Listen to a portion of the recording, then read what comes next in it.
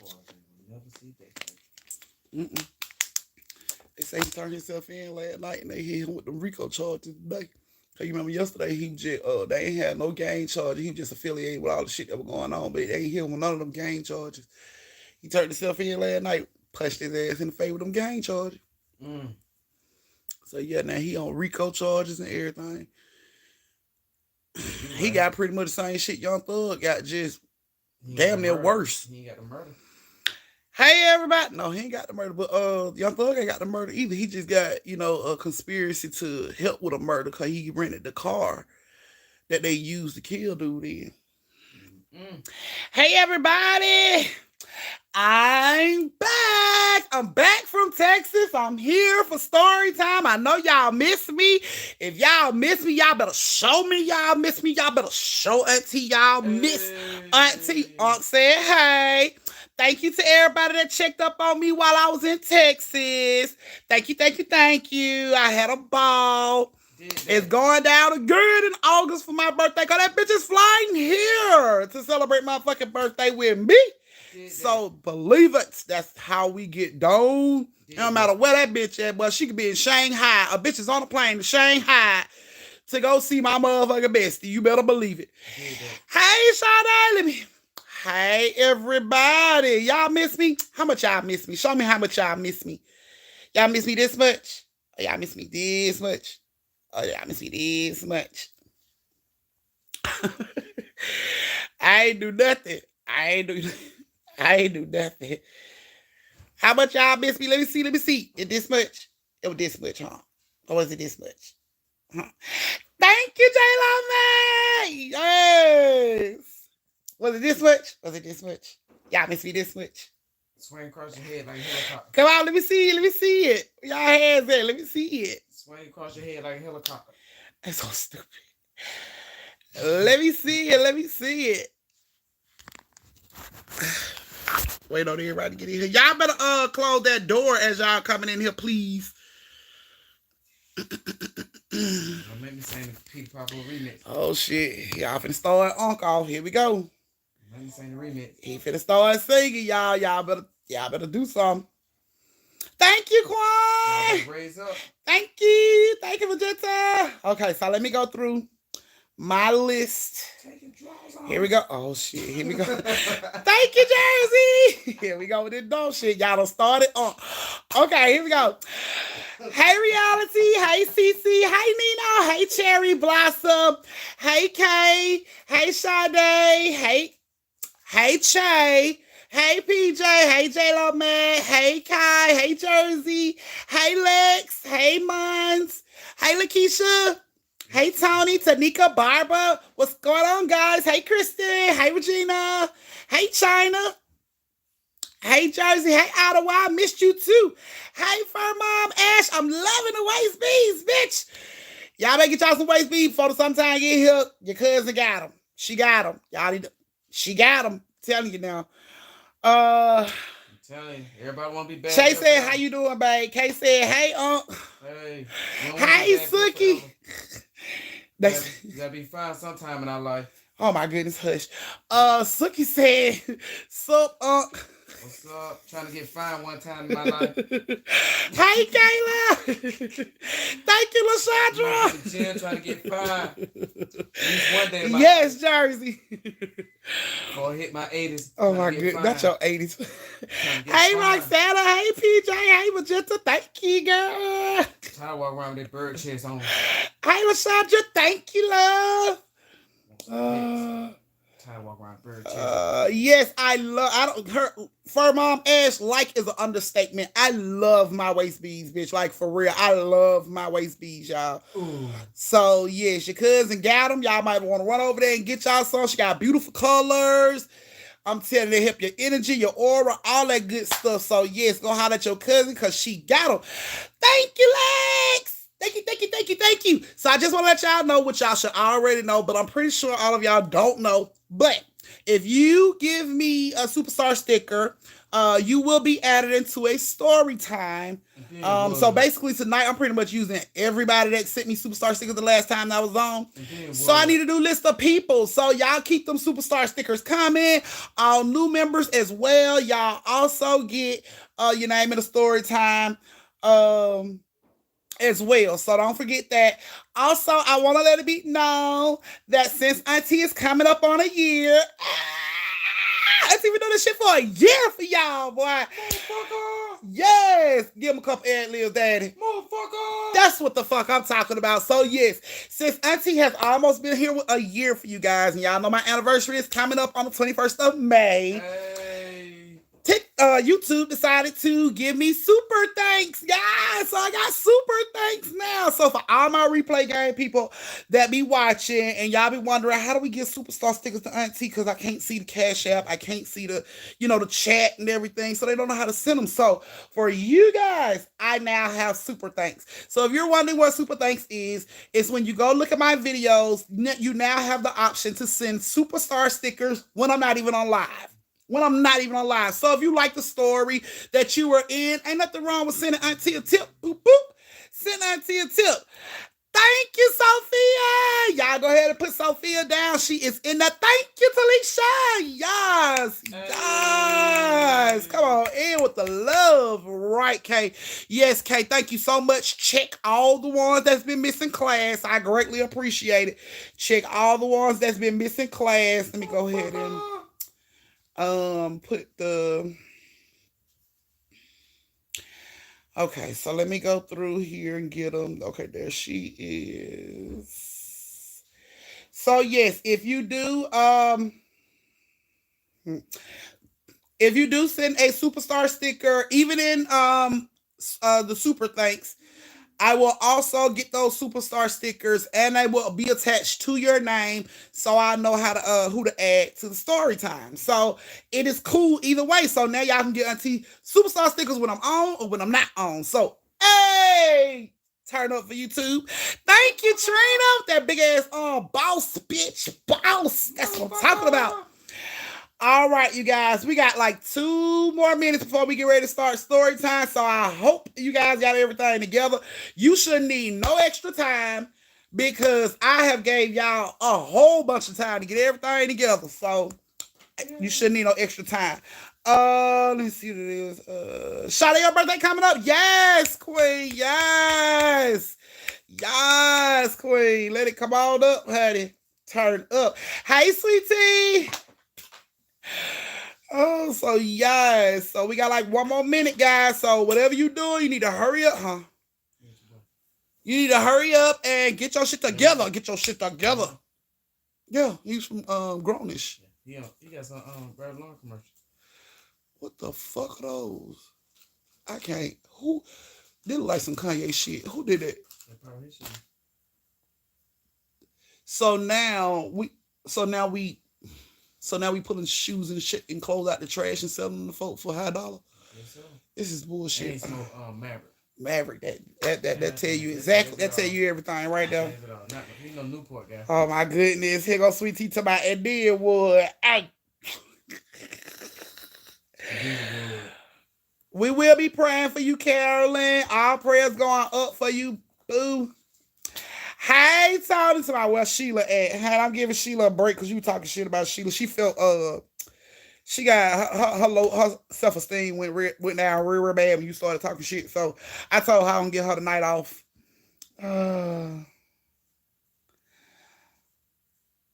That's good. I'm glad you getting better, Talisha. You need to chill out. Don't laugh too hard tonight. If you feel like I'm finna make you bust your damn stitches laughing at me, you better turn it off. You better turn it off. I'm telling you, bitch, you better turn it off. Thank you, Reese. It take long to go to the hospital at PM. I'm telling you, boy, that PM hospital ride, bitch, that ain't it. You be better go on in the mornings. All right, guys, it's 7:40. It is 7:40, people. Are you guys ready? Who all is fucking ready for story time? Who's ready? Who's ready? If you're ready for story time, thumbs up. Give them thumbs. Give them thumbs. You in the dark. You got your snacks. You got your pies, your cakes, your cookies, your popcorn, your everything you need. Your twisties, your shot glasses. Your snuff. Oh my goodness. All the stuff you need. You got everything. You in the dog. You ready for these damn story times. You miss your auntie like you say you miss your auntie. Thumbs up the live. Let's get this shit started. Yes. Yes. Oh, I missed you guys so much.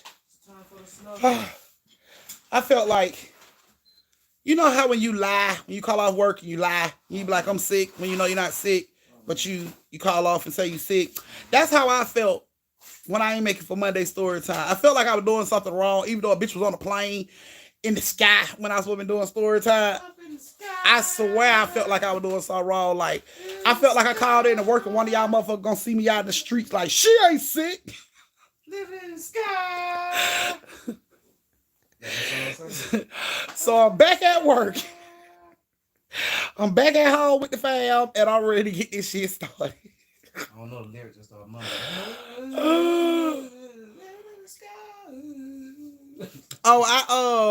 I put a restraining order in place against her mom, so everything that's going on with her got to go through the attorneys. Not me.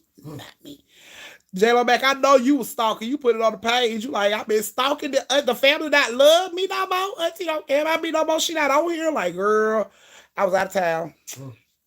All right, guys. So our first story time, I can't wait to hear y'all these story times because this shit finna be creepy as fuck. So y'all first story time has Tasha, Lakeisha, and J-Lo Bacck. Yes, roll call. Tasha, Lakeisha, J-Lo Bacck. Where are you guys? Are you here?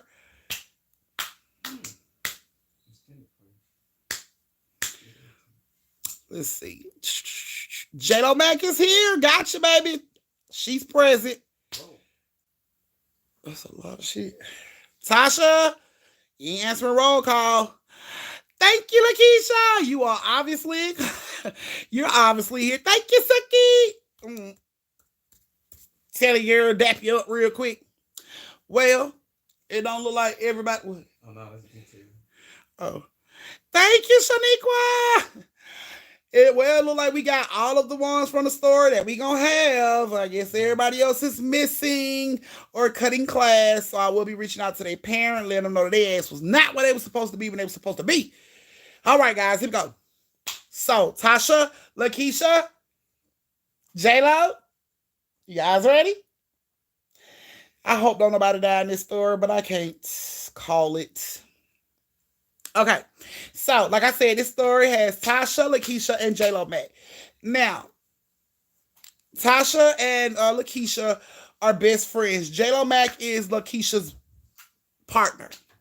And her and J-Lo Bacck been together for about 2-3 years, off and on. Relationship had its up and down, but they doing pretty good at the time this situation going down. So they was doing good, and Tasha called Lakeisha and let her know, look, let's go shopping today. Let's get out into the streets. Let's go shopping. Let's go get some shit for the house.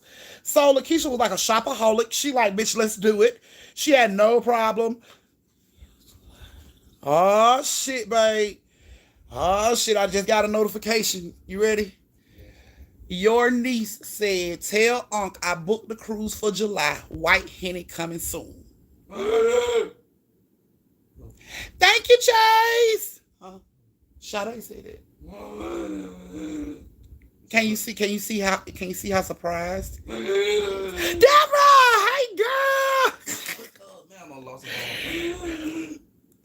girl. He just can't contain his excitement. Can't contain his excitement, honey. Anyway, can't contain his excitement. Glad to see you back, Deborah.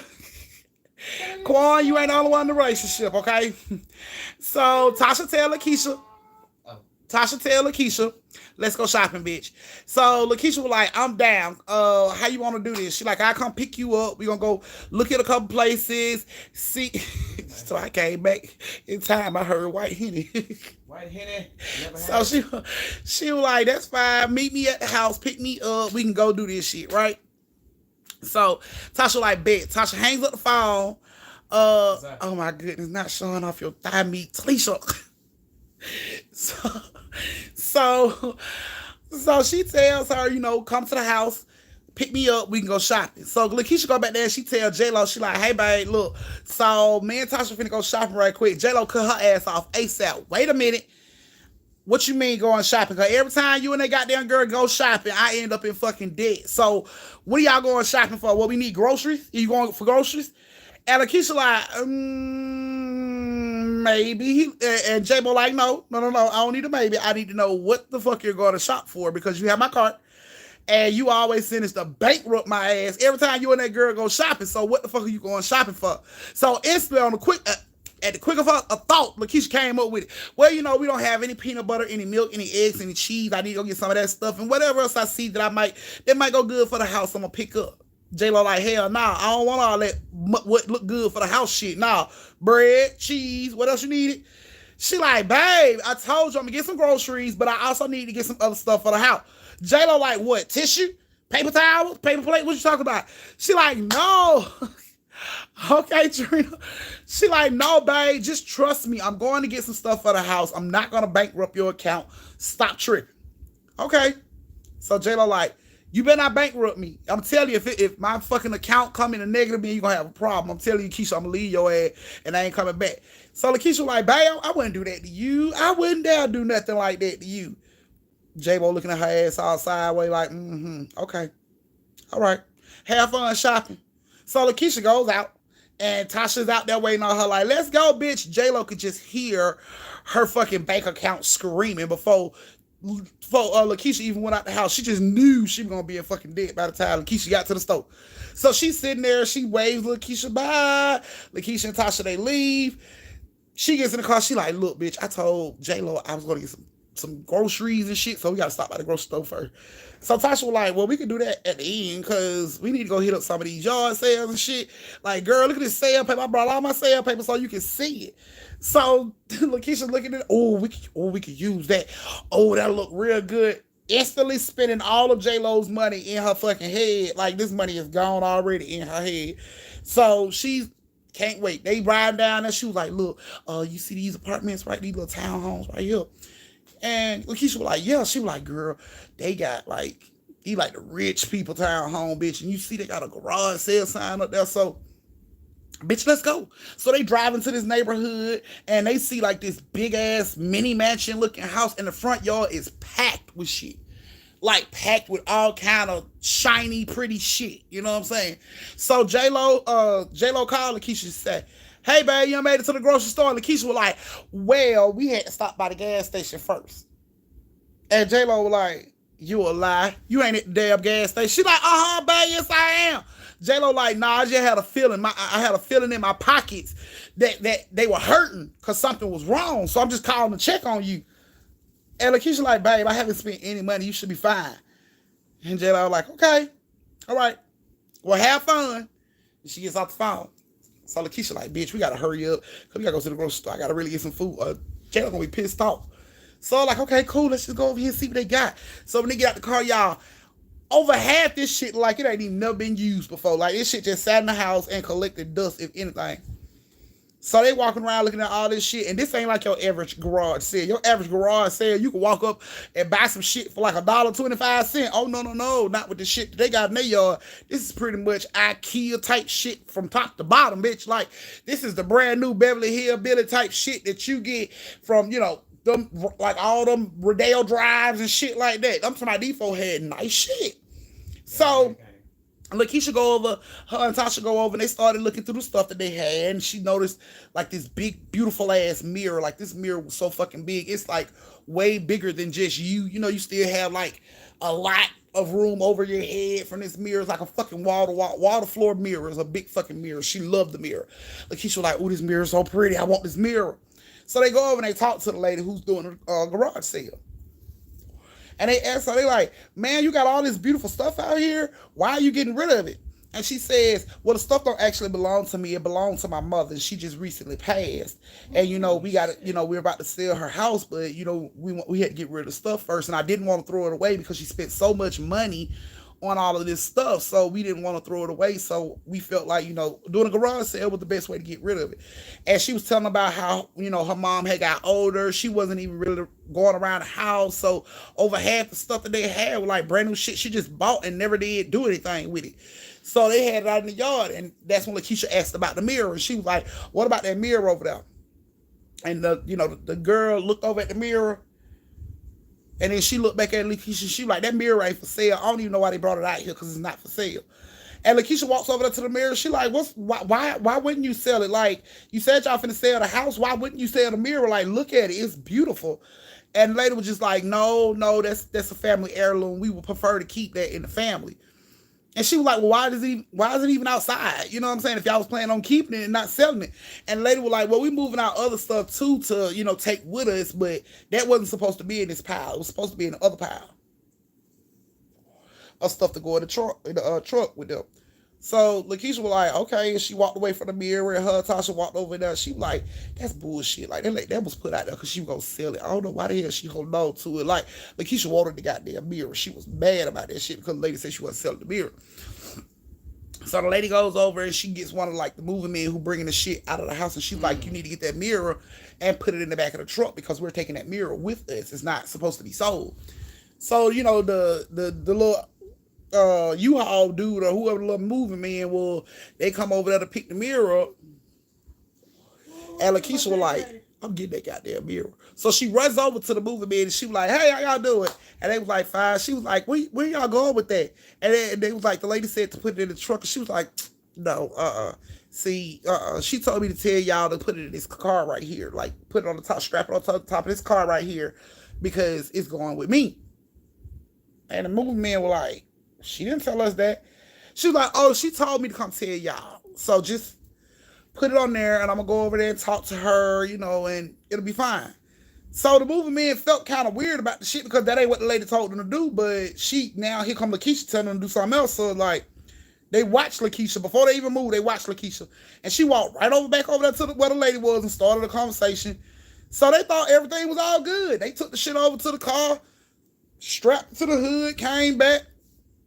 And Lakeisha seen them coming back, so she turns around, she tells the lady, you got some nice stuff. We might come back out here later. And she, walked off, and Tasha was like, bitch, you finna steal the mirror? She like, nope, I don't even know how much the mirror costs, but I'm gonna sit these $200 right here so she'll know. When she come to look for that mirror, she'll know somebody bought that shit. And they ran to the car and got in the car and pulls off. Go to the grocery store, get the stuff they need, come back to the house.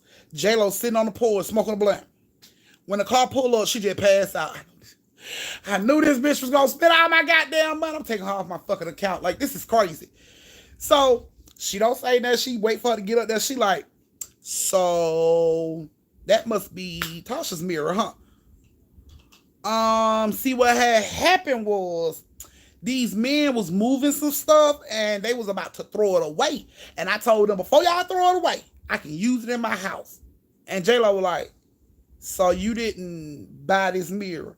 Babe, I only spent money on groceries. I did not buy this mirror. These folks finna throw it away. And, I got the mirror. And J-Lo like, why would you get that big ass fucking mirror? And she like, why I got this big fucking mirror. And it's like, J-Lo like, no, I don't. And then she thought about it. She was like, oh yeah, let me help you get the mirror off the car real quick. Let me help you get it off the car. So they go out there, they get the mirror, Tasha, J-Lo, and all them bring the mirror in together. And she, put the mirror up there and they stood the shit up and everybody stood back and looked at it. You know what I'm saying? J-Lo had to do her little movements in the goddamn mirror to make sure she could see herself when she doing what she need to do. So Lakeisha tell Tasha, thank you, girl. Don't say nothing about the mirror, bitch. Thank you, girl. I'll talk to you a little later, you know what I'm saying? Because me and my boo finna go check out this mirror. And Tasha was like, bitch, I already know. Don't even try to put no mental pictures in my head. I'm finna go on to the house, call me when you need me. Okay, cool. So they left. She left. So Keisha come in the house. And she like, J-Lo, please don't be mad about the mirror. J-Lo didn't even answer. She like, J-Lo, please don't be mad about the mirror. She goes into the room. J-Lo is butt ass naked. Like, she is. J-Lo ain't got on nothing but some fucking socks. That's it. She's standing there like, get your ass on in here. And Lakeisha was like, bitch, you could have just, you could have called me in here before you did all that. And they closed the door and they got busy in front of the mirror, all around the mirror. They were just, yes, honey. Got so busy for so long, it put both of their asses to sleep. This is like at 7 o'clock when they got busy. Motherfuckers was dozing off around like 9:30, 10 o'clock, right? So they dozed off and they in the bed sleeping. And Lakeisha, she's like having this jerk, like a nightmare. She's tossing and turning in the bed. You know, she sleep, but she tossing and turning. She don't know what's going on. She said, you know, she's just having this weird ass dream. J-Lo feel her rolling and tossing and turning like that, but she didn't say nothing. You know what I'm saying? She just looks over at Lakeisha, and Lakeisha just settled. Like she's back asleep.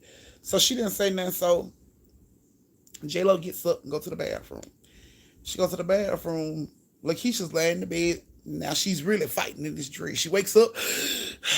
She looks around. J-Lo ain't in the bed. She's like, babe, babe. And you can hear J-Lo like, I'm in the bathroom. Okay. Oh my God, babe. Something ain't right. And J-Lo like, I'll be out in a minute. So Lakeisha just lays back down in bed. And then she hears what sounds like the door opening from downstairs. Like somebody just walked in the fucking house. So she instantly sits up in the bed. She like, J-Lo, J-Lo, you heard that? But J-Lo don't respond. J-Lo, J-Lo. But J-Lo don't respond. Wait, what the fuck? So she gets up and she looks out the hallway and she looked down and she sees what like a shadow downstairs, like somebody's downstairs. So she said, babe, is that you? And don't nobody say shit. Babe, don't nobody say shit. She looks at the bathroom light is on, the door is closed. So she's thinking, J-Lo is in the bathroom. Who the fuck is in her house? Like, who's doing this? You know what I'm saying? Like, what the fuck is going on? She could not understand. She just sitting in the bed, hoping J-Lo brings her ass on out of the bathroom. While she's sitting there, she starts to hear, like, whispering. She couldn't understand what the fuck he was saying.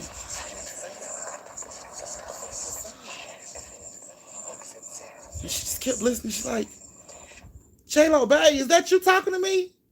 J-Lo says nothing. The fuck? So she gets up again.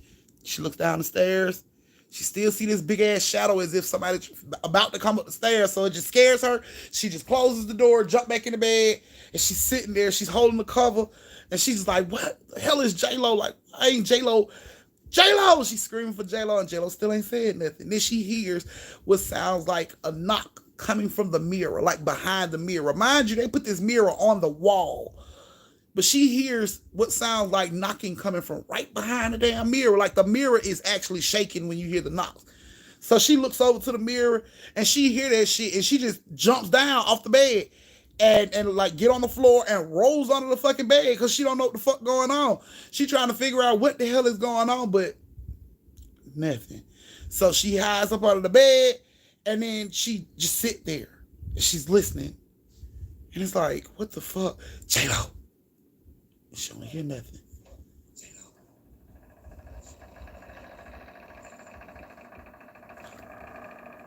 She hears somebody.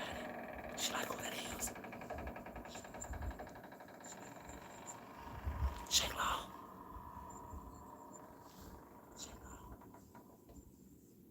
She looks up under the bed and she see what like feet coming towards the bed. And it's like, oh shit. She looks at these feet and it's not J-Lo's feet. Like, oh shit. So she just stands back. She lays up under the bed. She's quiet. She holding her mouth. She try not to breathe too loud. She just, and it's like this whoever the fuck it was that entered the room or came into the room, it was just like, what the fuck? She didn't understand what was going on. So she like, okay, I'm just gonna roll from under this bed. Whoever it is, I'm finna beat the sleeves off their ass. So she jumps from up under the bed and she sees she's the only one in the fucking room and the door is still closed. Like she heard the door open, but the door is still closed. The room is completely dark. J-Lo still ain't in the fucking room and she's standing there squared up, ready to swing on whoever the fuck was in the room. But nobody was there. So she opens up the door. She goes out. She looks into the hallway. The big shadow is gone. She runs to the bathroom door. She knocks on the bathroom door. She don't hear shit. She like, J-Lo. J-Lo. She is screaming for J-Lo. J-Lo ass is not there. She opens up the bathroom door and all the lights are out in the bathroom. And all she can hear is this weird ass like sound of water dripping, like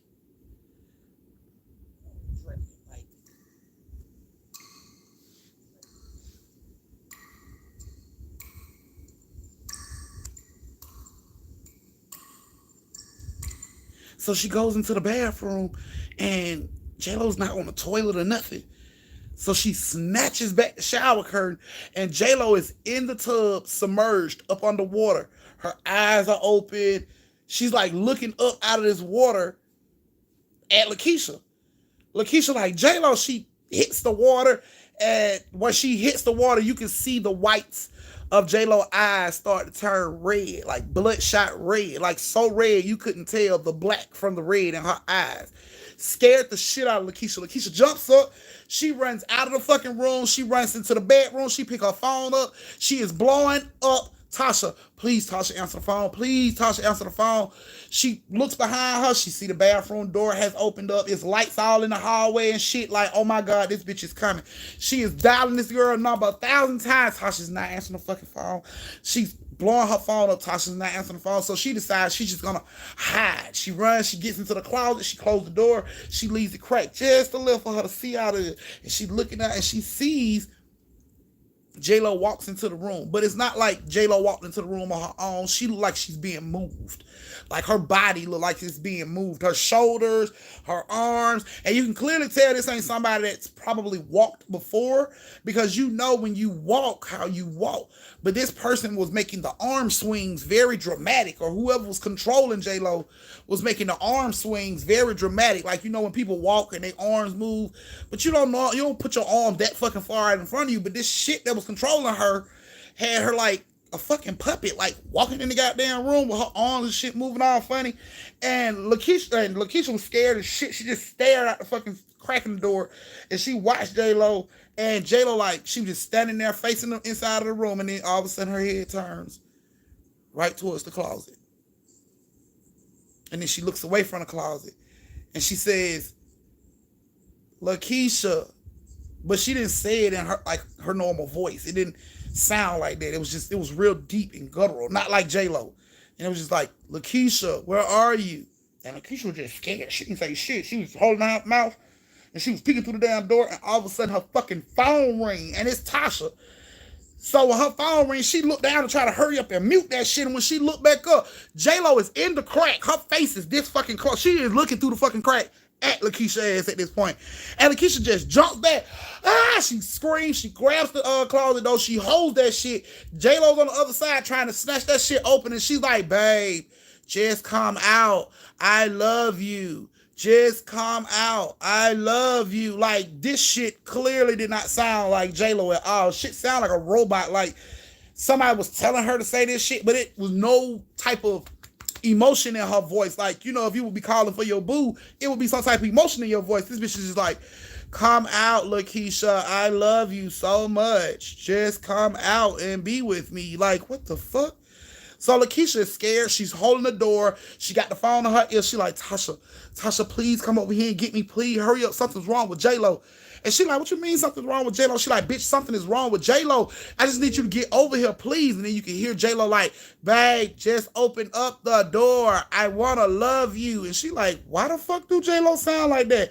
Bitch, I don't know. I need you to hurry up. I need you to get over here, bitch. You need to bring a gun, a knife, a 2x4, whatever the fuck you got in your house, bitch. I need you to bring it because this bitch is about to kill me. Like, hurry up. So Tasha is scared. She jumps into her car. She rushes over there. When she gets over there, she beats on the door like, boom, boom, boom, boom, boom. J-Lo. She's screaming for J-Lo name. J-Lo. Boom, boom, boom. J-Lo. J-Lo. And J-Lo comes to the door. These bitches' eyes look black. They bloodshot red around the brown parts of her eyes. So her eyes look completely black to Tasha. Like Bobby. And Tasha looks at her when she opened the door. And she's like, J-Lo, are you okay? And J-Lo was like, I'm fine. I'm trying to get Latasha to come out. Can you help me? J-Lo like, what? I mean, Tasha's like, what? Can you help me get her out? I just want to love her. Bitch, are you okay? And J-Lo is just staring at her with these fucking eyes all fucked up like that. And she's like, I am fine. Can you get her out? So Tasha phone ring. She answered the phone. Hello, it's Lakeisha. Bitch, something is wrong with her. Like, that bitch is possessed. Don't go near her. She gonna fuck around and kill you. Like, don't go near her. Just come help me get out. So Tasha was like, okay, just hold on. She's like, oh, you remember when you called me earlier? And of course, J-Lo's looking at her ass, blank faced in a motherfucker. And she like, do you remember when you called me earlier? And J-Lo like, yes, I remember calling. She like, you told me to go get the stuff from the store. Do you want the stuff? And J-Lo's just looking at her ass. She like, well, it's in the car. Go get it from the car. And J-Lo just kept staring at her ass. And then she walks right past her, like brush her and everything. Walks right past her like a fucking robot down the stairs. When she go down the stairs, Tasha runs into the house, slam the goddamn door, locks it. When she locks it, she all of a sudden hear J-Lo. J-Lo had to be halfway down the stairs when she ran into the fucking house to lock it. J-Lo was right back at the door by the time she went click. J-Lo was like, what are you doing? Open the door. I just want to love her. So she rushes to the goddamn back. She like, Keisha. Lakeisha runs out of the damn closet. She like, bitch, what the fuck? Where's J-Lo? And she like, I locked her outside. Like, you need to come on. We got to go because something is, her eyes is fucked up, girl. Something is wrong with her. Like, we got to go. And Lakeisha like, okay, here I come. And she trying to put shoes on and shit. Like, bitch, we ain't got time for shoes. You better bring your ass. Come on. And you can hear J-Lo like shoulder bump in the door. Like, boom, boom. Like, let me in. Boom, boom. I just want to love her. Boom, boom. She shoulder bumping the shit out this door. Like, she about to bust the fucking door in. So Tasha's like, bitch, you got one more. You better come on right now. Like, hurry up. Because if she bust that door in, I ain't gonna tell her what the fuck she gonna do to both of us. So let's go. So she runs around the corner to the back door. So Tasha gets to the back door. She opens up the back door and she telling Lakeisha, come on, Lakeisha, come on. Lakeisha bend the corner to come towards the back door and then the front door just swings open. Big as shit. Boom. And J-Lo is standing in the damn doorway and she's like, what? She like, what are you doing? You know, she's looking at J-Lo. She's like, what are you doing? And J-Lo's like, no, you can't leave. And this bitch get like this creepy ass grin on her face, y'all, that comes up to like here. And she charges at Lakeisha ass. Like, no, you can't leave. Lakeisha just started running. She looked back at the door. Tasha was gone. Tasha was holding the door open for her. But I guess once Tasha seen that creepy ass smile, Tasha did what we call got the fuck on. And she left. She just ran down the fucking stairs to hurry up and get back around the other side of the building to get to her fucking car. And Lakeisha's getting ready to run out the door and you just hear J-Lo. And it's like all of a sudden you can hear J-Lo's voice, but it's still this blank look, these dark ass eyes. And she's like, where you going, Lakeisha? Don't leave me. And that's what stopped Lakeisha from running out the door. She turns around and she looked back and she sees J-Lo body. These eyes are still fucked up. It's still a blank expression on her face. But out of her mouth is J-Lo's voice. It's like, please don't leave me. Please, please don't leave me. I don't know what's going on. Please don't leave me. And Lakeisha was like, what the fuck? Like, J-Lo, like, come on, J-Lo. You got to wake up. You got to wake up. And she just like, please don't leave me. Please, Lakeisha, please don't leave me. And she like, you got to wake up, J-Lo. And then it was all of a sudden that shit was back. And J-Lo was like, no, you can't go. You got to stay here with me. And Lakeisha just runs on out the fucking door. She gets out the door. She get around the corner. Tasha got the car warmed up. She about to pull the fuck off. She jumps into the car with Tasha. And she pulls off. Tasha pulls off. They look in the back window. J-Lo ass is like walking behind the car. Like not trying to catch them so much as running, but she's walking behind the fucking car. And she got this same look on her fucking face. So they just pulls off. They go to Tasha's house. Keisha was scared as fuck to even, you know what I'm saying, go back to her house. So she went to Tasha's house and they came up with the plan like, we gotta go talk to the lady. We gotta go talk to the lady. We stole the fucking mirror from. Now you gotta go back to the lady you stole the fucking mirror from. Ask her what the fuck is up with the mirror. So they go, when they get over there, everything cleaned out from the garage. Said the lady was getting into her car finna pull off. So they stop her. They cut her car off before he even come out the driveway. They cut the fucking car off. And they jump out. Hey, you can't leave. Wait, we need to talk to you. And the lady looked at Lakeisha. She said, you. And she jumped out the car. And she ran up on Lakeisha and she said, you the one who stole my mama mirror. And Lakeisha was like, look, I'm sorry. I'm so sorry. And the lady was just going off. She was like, no, that was a family heirloom. I told you couldn't get it. You stole the mirror. You told them man. And she was going off on Lakeisha ass. And Tasha was just like, ma'am, please, ma'am. And she was going off like snap, crackling, popping all over Lakeisha ass. And Lakeisha just sat there and let her go off. And when she got done going off, Lakeisha was like, we need your help. And the lady looked at her and she was like, how dare you ask me for help after you done stole from me? I'm not helping you with nothing. And Lakeisha was like, please. And she started crying. You can see the tears forming in her eyes. She like, please, we really need your help. And that's when the lady realized this shit was serious. She like, this girl ain't just standing here crying in my face for nothing. She realizes this shit is for real. This girl has really got a fucking issue. So, you know, she calms down and she turns her car off and she says, what's going on? She tells Lakeisha what's going on. And Lakeisha was like, I'm so sorry for stealing the mirror. I'm so sorry. I just wanted it so bad. I'm so sorry. She said, but you're right. I should have never stole it. That was wrong of me. She said, but I did take the mirror. She said, and when I put it in my house, everything was fine. She said, later on that night, my girlfriend, she got possessed by something that came out of the mirror. And the lady looked at her and she said, what you mean something that came out of the mirror? She said exactly what I said, something that came out of the fucking mirror. She was like, at first it started, something knocked on the mirror, and then my girlfriend got up to go to the bathroom, and then there was a shadow in the living room, and then somebody walked in my fucking room that I couldn't see, and then my girlfriend came in and she had black eyes, and when she said that, the lady was like, and Lakeisha was like, what? And she was like, you sure all of that happened? And she like, yeah, all of that happened. She was like, I knew it. Lady J kept saying, I knew that's what it was. And they was like, what? What's going on? And she was like, I knew that's what it was. She said, my mom started acting real weird before she died. She said, probably like a week before she died, she started acting real weird. She said, and my mom, when I would come over to see my mom, she said her mom had dementia. She said when she would come over to see her mom would have very wild stories about shit that had happened in her house that night. But nobody believed her because she had dementia. So she was like, her mom was telling her that she would hear people talking in her house. She would see shadows running around her house, but they never paid any attention to it because she had dementia. So they thinking it's just the dementia. Lakeisha said, no, it wasn't the fucking dementia. She was like, it's something in that fucking mirror. So the lady was like, okay, so that's probably what happened to my mom. She said, because when we found my mom dead, she was in the house, in her room. She said that mirror faced her bed. So when her mama sat up in the morning in the bed, she could see herself in that mirror. She said that mirror faced her mama's bed. She said when they got to her mama and found her mama's eyes was completely black. She was dead and her eyes was completely black.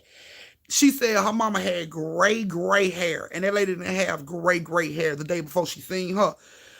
She had like salt and pepper hair, but by the time the police and everybody got there, her mama hair looked like it was damn near solid white.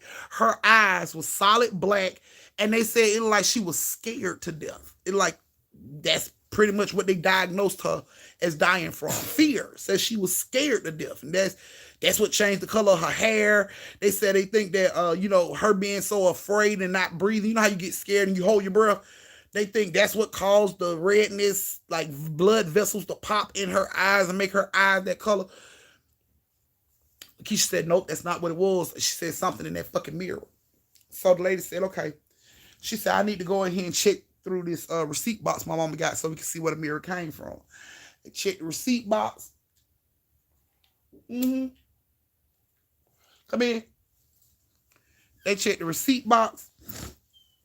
No type of receipts on where this fucking mirror came from. She could not find out where this mirror came from. So they started Googling shit. And she started talking about, Googling this mirror. She couldn't find nothing on that fucking mirror. Not one thing. She started Googling what to do if a demon is trapped in your mirror. And then all types of shit started popping up. All types of shit. So the one thing that they found that they thought would help, because based off the reviews of how many people had tried this same thing when they had this same issue, that's what they was going to go with. So basically they had to go get holy water. So they got the holy water and they had to get J-Lo out of the house, away from the mirror. Like the closer J-Lo is to that mirror, the stronger the demon or energy in that mirror gets. It's like it's feeding off J-Lo ass. So they told them they had to get J-Lo away from the mirror. Once they got J-Lo away from the mirror, then that's when they'll be able to do what they need to do. So they go over to the house, all three of them, this lady, Tasha, and Lakeisha go over to the house. When they get over to the house, the door is wide open. They go into the house stinks. As if food had just went bad in that house for years. And the house didn't smell like that at first. So they go in, and when they go in, they don't see J-Lo nowhere in the house. She ain't nowhere to be found in the fucking house. I thought it was gone. It was nowhere to be found. J-Lo was nowhere to be found in the house. They go into the bedroom. Y'all, the mirror has all type of like black ooze looking shit coming from the mirror. Not from the ceiling, not from the floor, from the mirror. This mirror is making like this thick, black, gooey looking shit that stinks so bad. Coming from the fucking mirror. And the lady was like, we got to do this now. We got to do this like right now. Because it was like the more that shit oozed, the house started to get flies and bees and wasps and shit. And it's just all type of insects. And if you listen hard, it sounded like a rattlesnake was somewhere in the fucking house. Like this, whatever this demonic shit was in the mirror, this shit was strong and powerful than a motherfucker to be bringing shit over like that. So they take the mirror down and they put it on the floor. Once they get it on the floor, it's like the mirror starts to vibrate on the floor all by itself. Nobody's touching that shit. It's on the floor and it's vibrating. It's basically shaking. They can feel the vibration through their feet while they're standing there next to the fucking mirror. And when they look, they're looking in the mirror, and as they're standing in the mirror, it looks as if somebody is a long ways back in the mirror trying to run towards them. It looked like it started out like this big, something this big, like a spot, like it was a spot in the mirror. And that shit just got bigger and bigger and bigger. And they are watching this shit happen like, what the fuck is that? And right when that shit got like really huge, a whole face showed up on the other side of the mirror like, boom! This motherfucker eyes was red. The whole face was black. It was like a fucking demonic spirit was trapped in that goddamn mirror. They hurry up and threw the holy water on that shit because the way the mirror was made, it had a frame, so it had like this much between the mirror and the frame. They poured their holy water on that motherfucking frame and that mirror. All of a sudden, you hear screaming from outside, like loud as shit. But it didn't sound like a woman. It sounded like a bunch of people screaming all at the same time, majority men. So, after they do that, they hear the screaming. They look out the window. It's J-Lo. She in the middle of the motherfucking street. She is ripping her fucking clothes off her, and she is screaming this deep guttural ass scream that sounds like 3 screams in one. Like all 3 of these voices are coming out of her mouth at the same fucking time. You can hear it was 3 distinct voices, 3 distinct yells, and they were all coming out of her mouth at the same time. She was ripping them goddamn clothes off. They just kept pouring holy water on that shit, until they had a puddle of holy water over the whole fucking mirror. They said it looked like the mirror, the glass disintegrated, and this demonic shit was sitting on the other side of the water, the holy water. Like it couldn't get through. It was just staring at the air like, bitch, if I could just move this water, I would fuck all 3 of y'all up. Like, that's the look that was on this motherfucker face. And they just kept pouring the holy water on that shit. And that shit, like it was trying to get through, it started hitting. And the water was like actually splashing up at them. They like, what the fuck? Scared the shit out of them because this not supposed to be happening. Tasha said, fuck it. Tasha ran over there and grabbed that goddamn Bible and threw the Bible on the floor in the mirror. Bow! Glass went everywhere. This loud ass yell comes from the glass when the glass split open. Black comes from the glass. All kind of black smoke and shit come from the glass. This glass is laying on the fucking ground, y'all. It ain't on top of a manhole cover, nothing. It's laying on the fucking ground, and it sounds like somebody is screaming through this goddamn mirror. It sounds so loud. It screeched so loud. It was breaking mirrors in the fucking house, glass in the house. J-Lo is on outside screaming, and now that both of these things are screaming, J-Lo and this fucking thing in the mirror is screaming, their voices are almost matched the fuck up. So Lakeisha runs out the house with the last little bit of holy water she got. She jumped down the motherfucking stairs and baptized the shit out of J-Lo ass. Doosh, doosh. And J-Lo just passed out and hit the ground.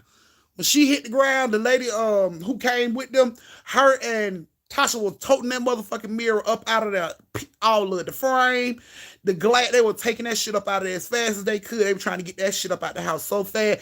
This, like, they kept saying this black slimy shit, like it kept trying to grab them. Like Like if you put your hand in some grease, you know how grease stay on your hand, and you could just wipe that shit off. They were saying that they couldn't. It was just thick. It'll get thicker. The more they tried to wipe it off, the thicker this shit would be on their hand. Like they couldn't get it off.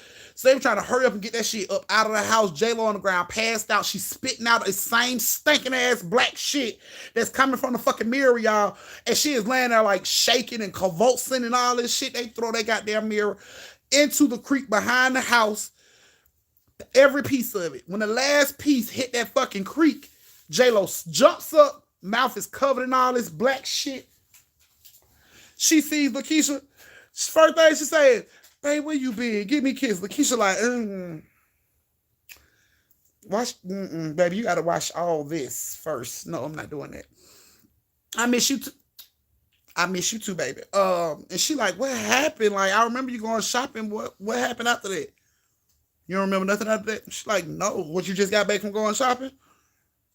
No. And the lady was just like, the lady and Tasha come back and they see J-Lo is, her eyes are back to the regular color.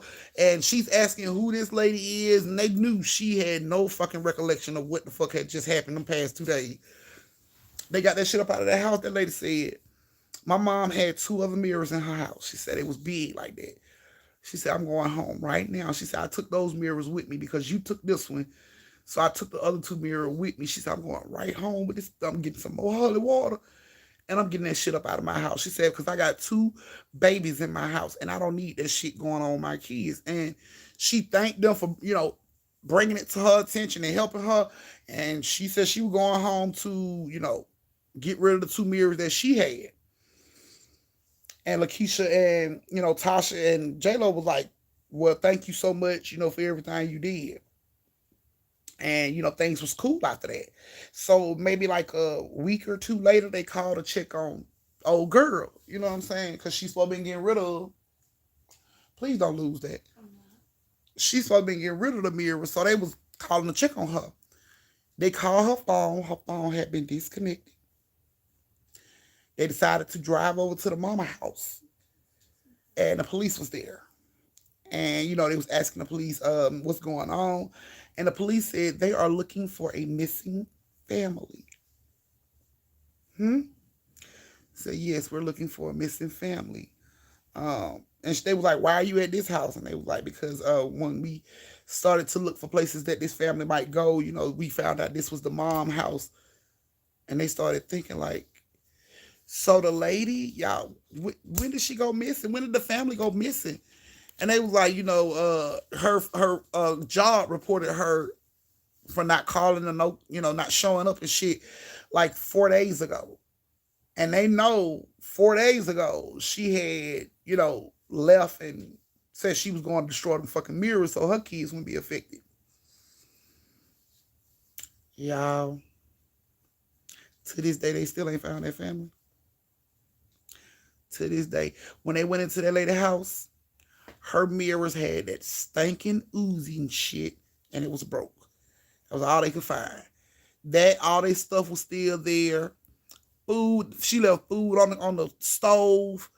They didn't have nothing packed up. They dogs and shit was running loose in the backyard. Put it like the default didn't look like they were finna go no damn well.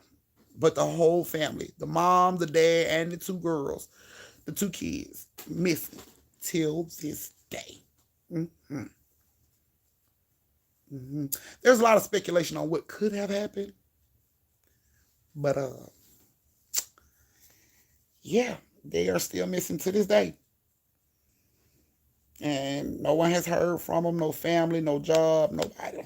Nobody ain't heard from them. The kids ain't been to school. Nothing. They ain't got no explanation on where his family went. They have no idea where they went. So, yeah. I know it's a long story. I'm so sorry the story was so long, but I had to give y'all that one. That story took like an hour to tell. I had to give y'all that one. But this is your brief intermission where you get to go to the bathroom, get you something to drink, because I know a bitch done held you for about an hour in this one story, so I know you probably got to piss or eat or something. So this is your brief intermission where you get to get up and go to the bathroom. You can turn your lights on for this. You won't get in trouble. Get up, go to the bathroom, make sure you wash your hands, get you something to eat, refill your shot glasses, retwist your twisties, go over and tip your auntie, spare time to do spare shit. And meet me back here in like 5 minutes for your next story. Girl, you done measured yourself 82 times. What's the measurements? Are you crying? No. Why every time I see you, your eyes are wet? I don't know. You're a lie. 32, 20. Are you crying? No. 37. Don't lie to me. I'm not. Okay, give me the measurements again. 32, 26, 37. There you go. Those are good measurements. It's better than 56, 49, and 60. Did you measure it? No, I didn't. Then how would you know? Because I just know. But no, I didn't measure. Because I had it put up though. I don't want to measure.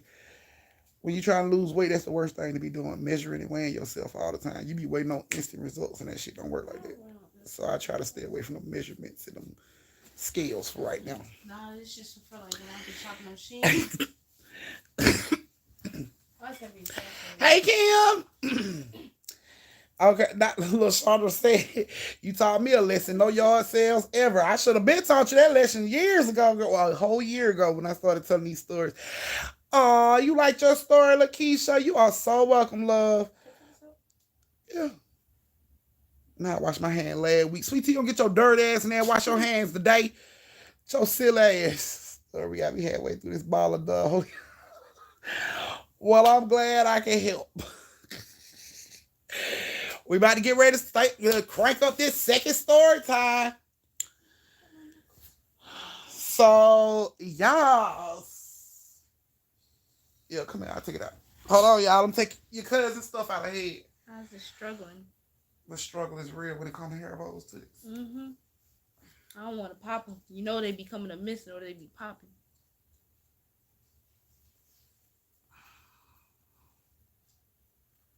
Hold on. Last wrap. Oh, I had 2 bows on here? No, I probably had one on there. You did. Yeah, because I would have never put 2 on here. No, it's because, like, you know the hair that was in the middle? When that be sticking up, I be putting a hair bow on it to, like, slick it down and hold it down.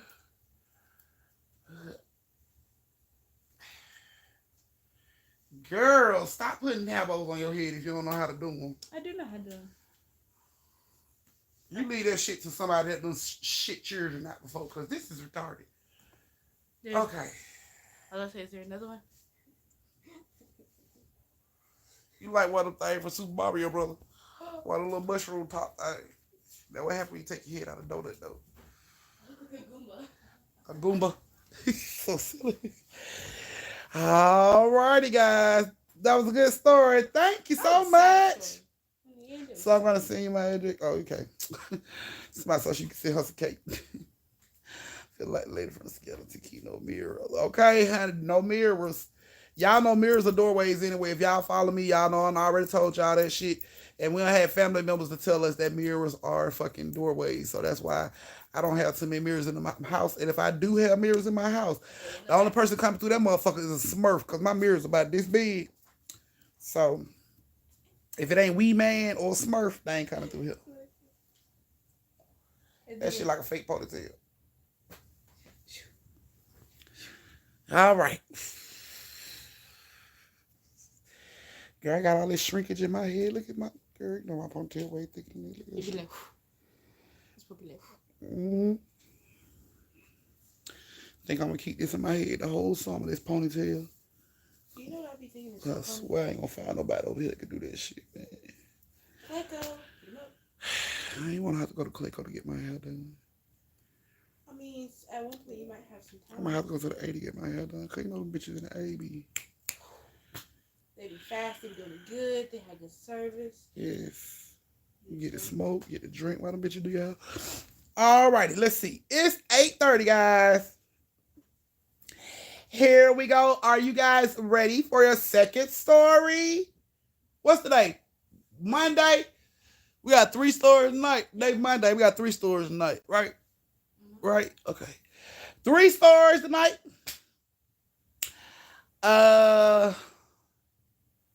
Yes. 3 stories tonight, and we're finna go ahead and start this second story. So if you guys are in the dark, you are ready for the next story, thumbs up the chat. Let me see them thumbs so I know you guys are ready.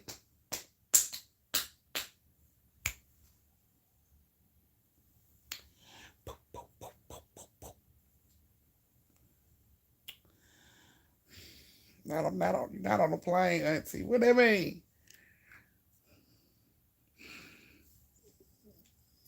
Hell, when I was in Texas, y'all was living life before me. Hell, I was an hour behind. Shit. Y'all knew the lottery numbers before me. Shit. I don't believe she said. Ryan's about 4 stories. No, man, 4 stories. Oh my goodness, y'all. It's supposed to be 3. Chiquita, nah. It's supposed to be 3 stories. Y'all supposed to be going with this, man. Y'all supposed to roll with the punches. Huh? My guy friend, we gonna call him Sapphire, right? Why we call your guy friend Sapphire? Because I don't want to put their real names out here. Because if they recognize, we could call him Tum Tum. So why the fuck it had to be Sapphire? Okay, but anyway, yeah, your friend Sapphire. We gonna call him Popcorn now. I know, right, Sophie? I know, right, Sophie? Okay. So my friend Popcorn. Hurry up, make it quick, because I got to start my story. He was looking at my other friend Juju, right? And he was like, "Hey Juju, why is your hair bow so thin?" He said, "Oh, it's my sister's." And then you can just see Popcorn look at me like, I hate the fact that every time I need a hair bow for something, whether it be to tie something up or for actual hair purposes, y'all hair bows be thinner than an actual piece of hair. Not my fucking hair bows. No, you get it back from me. My hair bow thick as shit. I got too much hair. My hair bow thick as shit. No, you get it back from me then. Nah, don't ignore me. All right, Juicy. Okay, Juicy. Yeah, you tripping, Juicy. All right. So we're about to go ahead and start this next story. Our next 3 victims, next 3 characters are Nisa, Tony, talking shit ass Tony, and Reese with a C. We're not skipping over the victims. Yes, Nisa, talking shit ass Tony, and Reese with a C. Yes, so I say you don't be talking about Sheila. Leave Sheila alone before I go get her ass. You meant your survivors? Yeah, my survivors.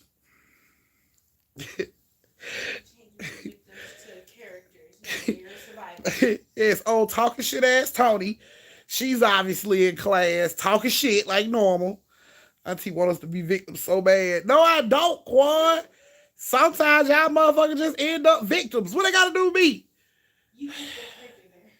I just put the damn names in. They choose to be the damn characters. I just put their name where it goes. If he choose to die in his story, he chose that character that died. Quan, if you choose to be in a story and you end up in a story with a fucking character that had his back beat the fuck up like bacon bits, don't be mad at me. Ooh, or if they end up with that Oscarville pocketbook. All right. Damn it. All right. You look like me. Yeah. You look just like me right now. That shit is scary as fuck. Oh my goodness.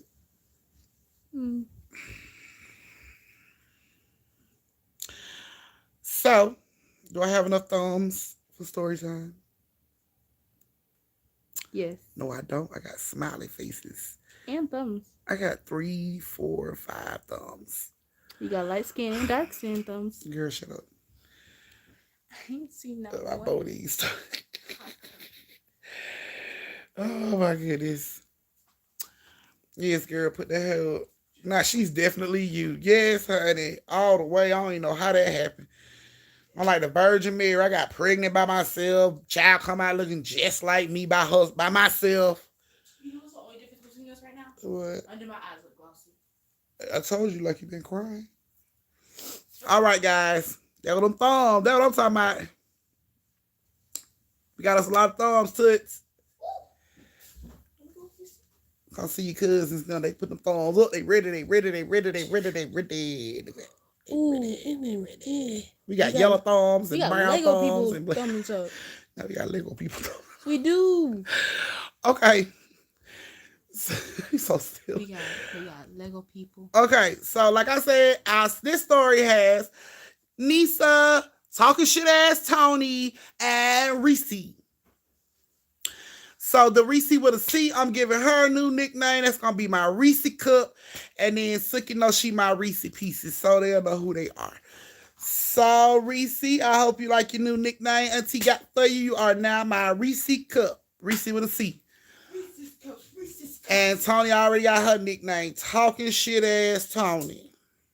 And I'm pretty sure I'm not the first person to call you that. And I damn sure won't be the last. But hey. All right. Here we go. So now you started talking shit about Sheila. You started. Okay, so here we go. So Nisa, Tony, and Reese, this is you guys' story. This is the problem with having thick hair. You gotta learn how to do I this. told you, just get this hair bow. He playing with these old motherfucking angel hair, pasta fucking hair bows with this. The fuck is this? I want to be able to. What is this? I had to tie it because it popped. Girl, what is this? This is a shoestring? This is a shoestring? No, it popped. Girl, so bye. I had to tie it. Girl, bye. You better buy some more damn hair bows. Somebody you had to. Girl, bye. Okay. Here we go. So, like I said, talking shit ass Tony, Reese Cup, and Nisa. So Nisa comes from an Amish family. And Tony and Reese were going to school together. So they're all in college at this time. Nisa decided to run away from her family, the Amish life. And she had dreams of her own. She didn't want to live the Amish life. She wanted to get out and become somebody and do all these things. And she knew she couldn't do that at an Amish house. So, she leaves when she gets about 17 because according to Nisa, that when you're Amish, there are a lot of rules that apply. And when they get of age, when they get like 18, they get to go out and spend like the night out on the town to do whatever they want to do. And if by the end of that night, if you feel like that's where you want to be, then you're allowed to stay, but your family will no longer deal with you. You get what I'm saying? And if you decide to come back, then hey, that's your lifestyle for the rest of your life. So that's what happened. So one night, I'm gonna give y'all the back history on Nisa before they get to college. But one night, Nisa's at home. Nisa's at home with her family, and she just turned 18 like a few days from them. Right? So the family's telling her, this is the time where you get to go out and explore. And they was like, if you feel like, yes, they will be shunned. Yes. So they couldn't deal with them no more. You know what I'm saying? A lot of folks don't know what that means, to shun people. That's what it means, y'all. No dealings with. It's kind of like when Scientology people leave Scientology and your ass is considered a subject. That means your family can't deal with you no more. Period. Okay? So if they do, then their ass will be kicked out or they will get in trouble for it. You know what I'm saying? So her family was trying to explain this to her, let her know this is the time when you go out. You don't get wild. You don't go out and have sex with every man and then come back and be like, you know what? Dick is my choice. I'm going to go out in the world. No, they want them to go out. They want them to see how the world is ran because, Amish people don't have electricity. They don't believe in none of that shit. You know what I'm saying? So they wanted them to go out and see how the world is. And if they decide to come back and be in the Amish, village, then that's fine. But if they decide to leave, you shunned and that's your life. So Nisa gets her chance and she goes out with the other 18-year-olds that live in the village. All of them go out together and they get out there. And she kind of had a crush on this boy in her village. And, when they got out, she liked the fact that she seen what she saw. She seen how these commercials on TVs that they were never allowed to look at since they were kids. She had never seen a picture screen, like a picture tube type shit. You know what I'm saying? Because they didn't allow it. So she gets out and she see all these commercials about how these beautiful women are just out here doing it. You know what I'm saying? Like doing they grown woman shit. Like what? This is what I'm talking about. You know what I'm saying? Like this is what the life. I could do this. This is what I want to do. You know what I'm saying? She always wanted to be a writer. So she was like, she couldn't do that. You know what I'm saying?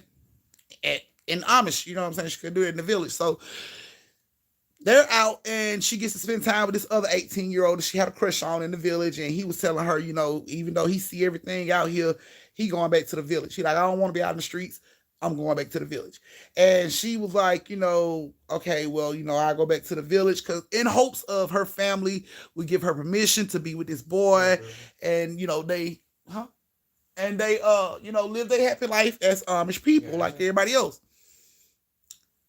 So she goes back. She chooses not to stay in the world. You know what I'm saying? She goes back with him and a couple others. Now, there was some kids that didn't come back that chose to stay, but she wasn't one of the ones. So Nisa and this boy and everybody else, they come back and she goes, when she get home, her family asking her what all did she see and did she like it out there in the world, and she just telling them about TV. Dad got real upset. Like, look, we don't talk about that. We don't discuss that type of stuff. You know what I'm saying? And she was like, well, Dad, I do want to talk to you about something. And she told him about Eli.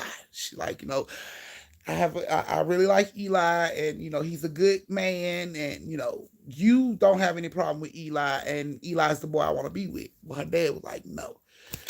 Like, Nisa's 18. He's like, no. You know what I'm saying? No, you cannot be with him. And Nisa got upset about it. She was going to be with him anyway, regardless of what her dad said. And she went over to, see Eli to tell Eli what happened between her and her dad. And she seen Eli over by his house with another girl that he was kissing on the side of his house. She saw that shit and she couldn't believe it. And she left from Eli's house and went back out into the world like, fuck it. You know what I'm saying? I'm not doing it. She left and went out into the world and say nothing. Her mom and dad, her siblings, didn't say nothing to Eli. Just got the fuck on after she seen Eli kissing on this girl. So it's about time. She get into the world. Fast forward a little while, and now she's going to college to become a journalist. She want to write. So she gets to college.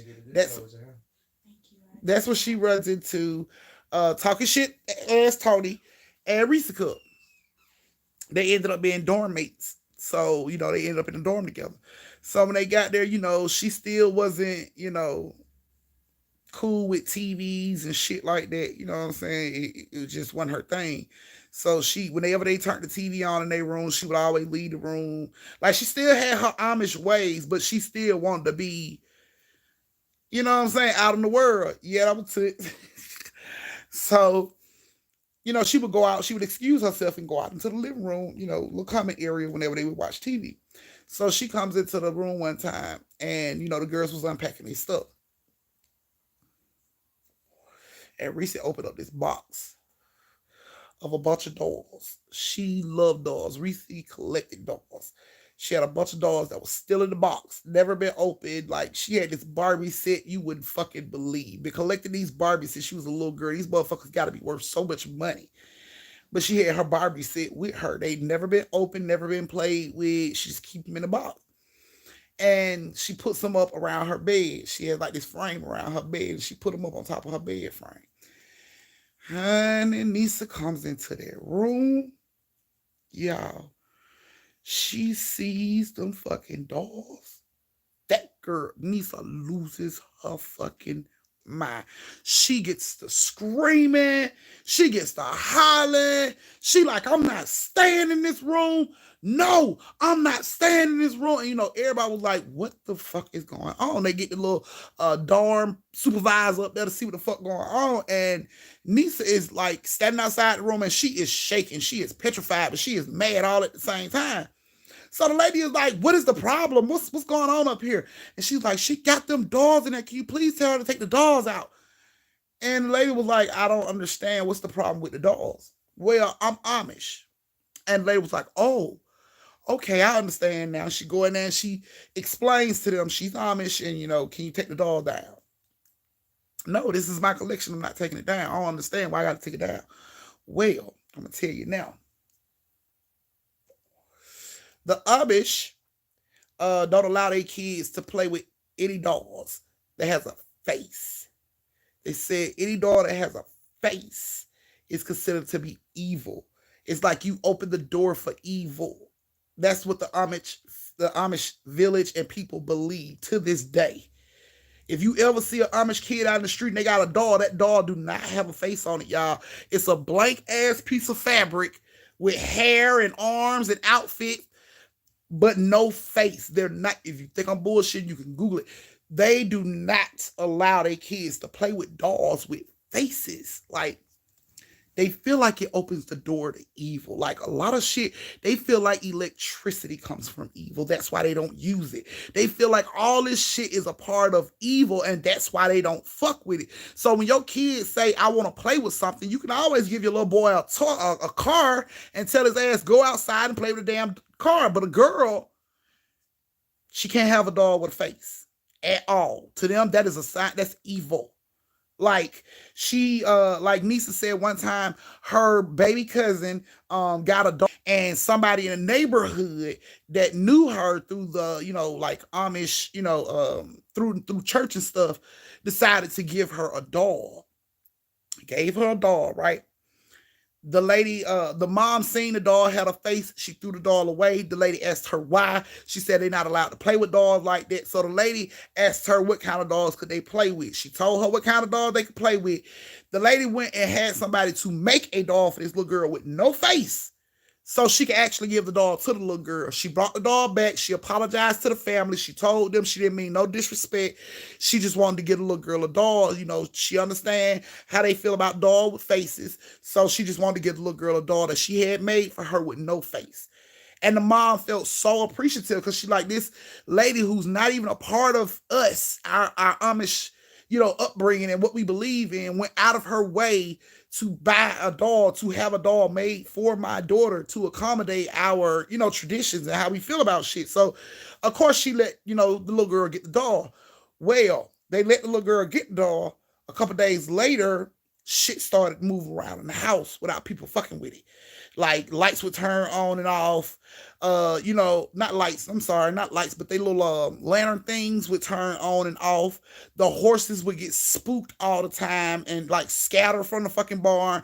They would find themselves outside in the middle of the night chasing their fucking horses trying to get them back, and they couldn't figure out what the fuck was going on until the mom went to clean up the room one day, and she cleaned up the little girl room and she found the doll, and the little girl had drew a fucking face on the doll. Smile, eyes, nose, the whole 9 yards. She drew it herself on the doll. The mom flipped the fuck out, took this little girl to the church, told the pastor what she had did.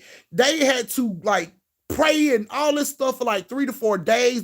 Everybody in the village had to fast for like 3 to 4 days to keep evil from entering their house because this little girl drew a goddamn face on a doll. So that's why Nisa was flipping the fuck out. She like, no, that shit is attached to evil. I'm not allowed to be around it. Can you please tell her to get rid of the dolls? So the lady go in there and she tell them, what the deal is. She needs you to get rid of the dolls. They not allowed to be around that type of stuff. And okay, it ain't hers, it's mine. So why the hell I gotta put my stuff up? This is my stuff. This her side of the room. That's her side of the room. This is my side of the room. I should be able to put my shit where I want to put my stuff. Lady goes out. She explains to Nisa, you are sharing a room with 2 other girls. You have to respect everybody's space and, what they want to do. I can't make her take the doll down because they are her dolls. That is her space. If there's an issue, you may want to put a curtain around your bed so you don't have to see it.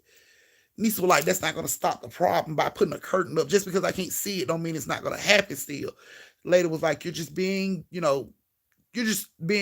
be rational. She like, be rational. It's not, evil don't come from dolls because kids have been having dolls for the longest of time. Little girls have been walking around with dolls for the longest of time with face on it. And, it's never been an issue. So don't trip. Nisa didn't feel comfortable with that shit at all. It went no other room she can move into. So she had to deal with it. Fuck it. So she gets in there, first night of her and the Barbie dolls. First night, she goes to sleep. She wakes up in a dream, a very vivid dream. Now, Nisa says her dream, she normally have dreams, but she only can remember pieces or certain things about the dream, right? No, they couldn't switch her room because everybody was already in room. They was already 3 to a room. So it wasn't no room to switch her with when nobody willing to give up, to help out. So she was stuck. So she said the first night she had a dream. She said her dreams have never been able where she could remember the entire fucking dream. She said, but this dream scared her so bad she could remember the whole dream. Even to this day, she can remember the dream like it happened last night. She said in her dream, she woke up in her village, in her Amish village. She said she was walking to take milk to the house. She said she had milked the cows and she was walking to take milk to the house. She said when she got to the house, she said she noticed a dark figure called out to her. It knew, and she was like, it scared her. She said she all of a sudden felt cold and she started to back away from this shadow, but it started to come close and it told her, I will have you one day. And she was like, no, no, and it just kept saying her name, Nisa, I will have you one day. And she was like, no, no, no, you can't have me. You can't have me. And she was like, it just kept getting closer. And she said, even though she could look behind her and see it was nothing behind her, when she tried to back up, it felt like a wall was there. So she couldn't go anywhere. And this thing was steady getting closer. And it was like, it was going to get her. It was like, I'm going to have you. I'm going to have you. And she wakes up out of this goddamn dream. She's screaming. She's hollering. Reese and them run over there to check on her. You okay? And she like, I just had this bad dream.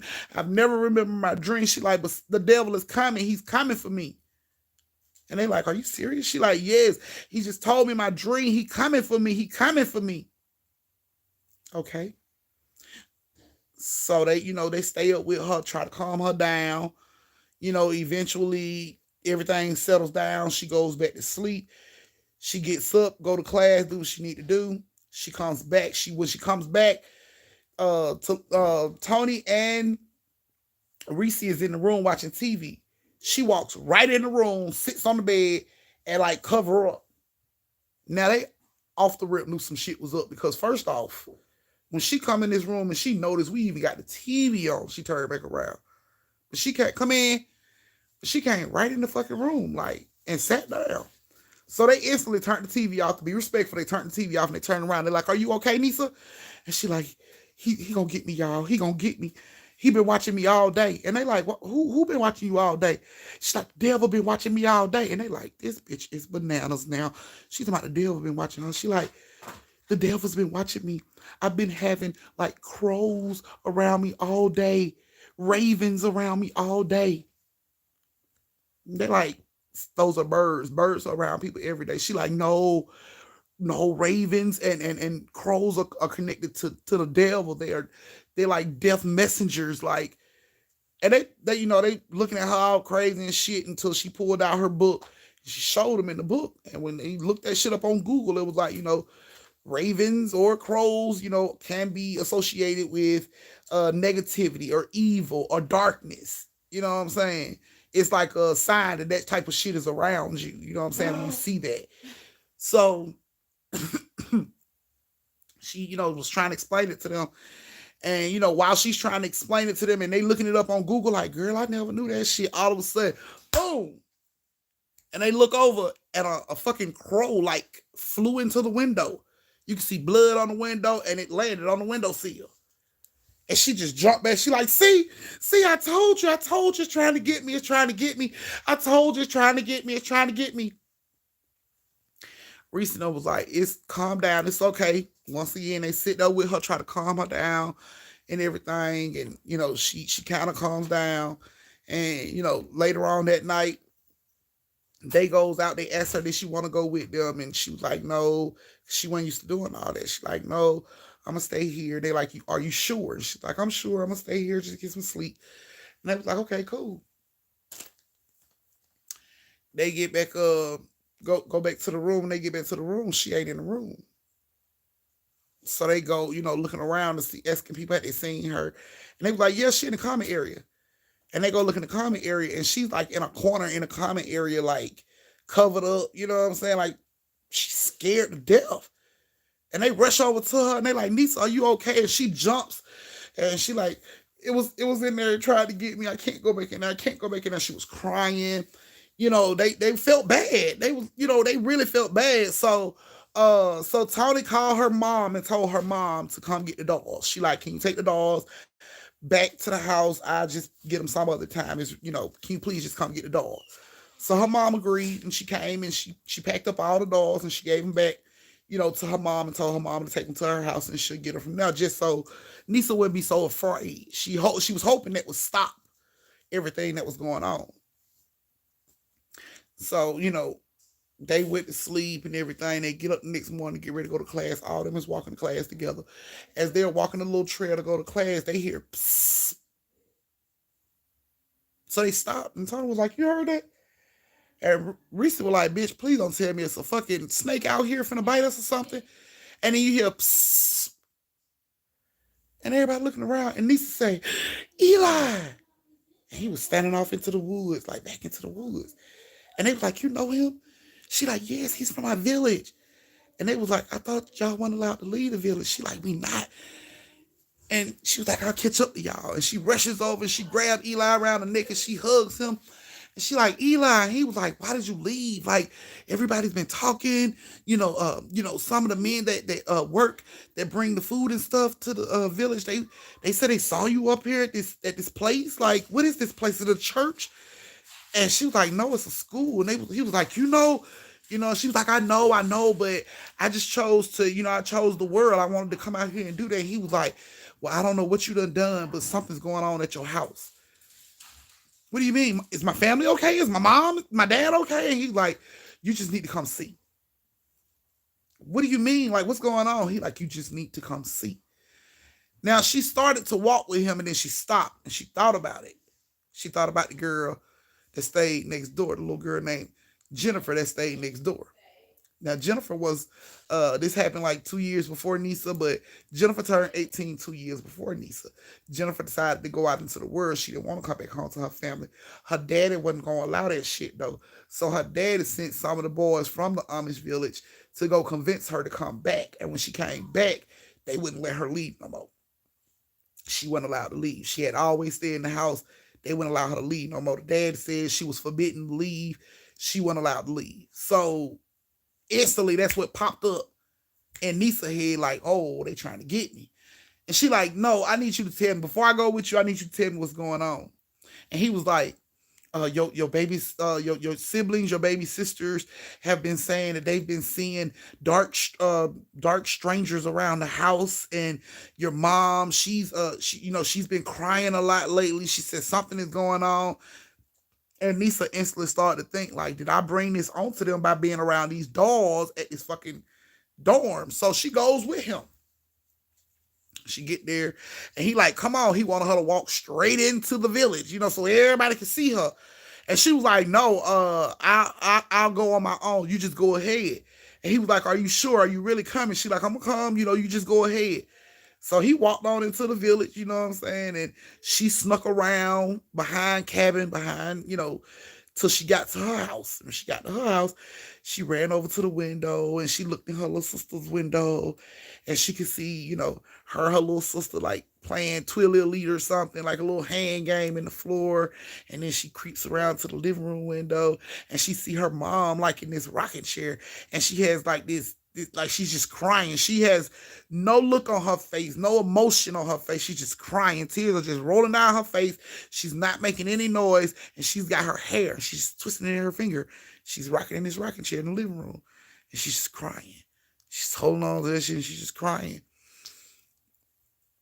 And she's looking, she's like, man, all she could think is, damn, man, my mom is in there probably broken up about me and what's going on. And you know what I'm saying? Hell no. And that's probably what they're why they're all upset. And while she's watching her mom, she sees a black shadow moves through the room really fucking fast, like right past her mom, and you can see her mom react to it like she felt it or something. She jumped to the side, she looked over to the side, and she started looking up around her, and Nisa saw it. Nisa saw that shit move through the room, so Nisa saw it. And she's looking at her mom, and her mom is just like, "Not again." You can hear her, "Not again, not again, please, not again." And all of a sudden, you can see her little sisters right in. They like, Mom, what's going on? Are you okay? And she like, "Come here." She grabbed them, and she's holding on to them, and she's looking around. She's looking up, she's looking around, and you see the little black shadow dart through again. And she's like, oh, please, oh my gosh, oh my gosh, oh my gosh. And she dropped to her knee. She told her little girl, drop to your knee. And now we need to pray. She said, we just need to pray. And she's praying, and the kids are praying. And then you can see like their hair start to blow as if a fucking tornado was going on around, and their hair start to blow. You can see the little sister hair get snatched back. She started to cry. The mom grabbed her. Like a whole fucking poltergeist type situation is going on. So Nisa just, after seeing all this going on, she just runs into the house and she's like, stop it! Loud as she could. And it's like when she said, stop it, every door in the house closed. Boom, boom, boom, boom, including the door she ran through. Boom. And the mama looked up and she seen Nisa. And she's like, Nisa, you back? Come here, you back? And she's like, Mom, what's going on? And she was like, I don't know. It started like a few days ago. I don't know what's going on. Your dad said he was going to go talk to the pastor and see if he can come figure out what's going on. Like, we don't know what's going on. We so scared. We don't know what to do. And your dad ain't been back since yesterday. And she like, y'all just stay here. I'm going to run and see if I can see Dad, with the pastor. She runs out of the house. She runs over to the church and nobody's in the church. And, she's getting ready to run back to her parents' house, and she hear, psst, the fuck? So she stops. She looking around. She thinking that black shadow to follow her as she looking around. Psst. And she looks over, and it's Reese and Tony, and they standing like right at the beginning of the entry of the village. They're not on the property, but they're there. She can hear them. And, she looks over and she rushes over to them. She's like, what are y'all doing here? Y'all are not supposed to be here. And they was like, you didn't show up. We was worried. We thought something happened. And, everybody was telling us that all the Amish people live here. So we came here to check and see if he was okay. And she's like, no, I'm not okay. She was like, you remember I was telling you about the dog thing? And he was like, yeah. She was like, now my family is being haunted. All because I was around a dog with a face and I was trying to tell you. And Tony was like, are you serious? She like, yes, they need my help. I can't come back to school right now. I got to help them. So Tony was like, do y'all have like a pastor or a priest or somebody here that you could get to come bless the house? And she was like, my mom said my dad left yesterday to go get him, but he hasn't been back. He hasn't been back. Well, where's the pastor? We'll go get him. He's in our village. So your dad walked to the pastor in the village and he ain't been back? No, and I don't know what's going on. It's bothering my mom them, and I'm just trying to. And they like, calm down. We'll help. What do you need?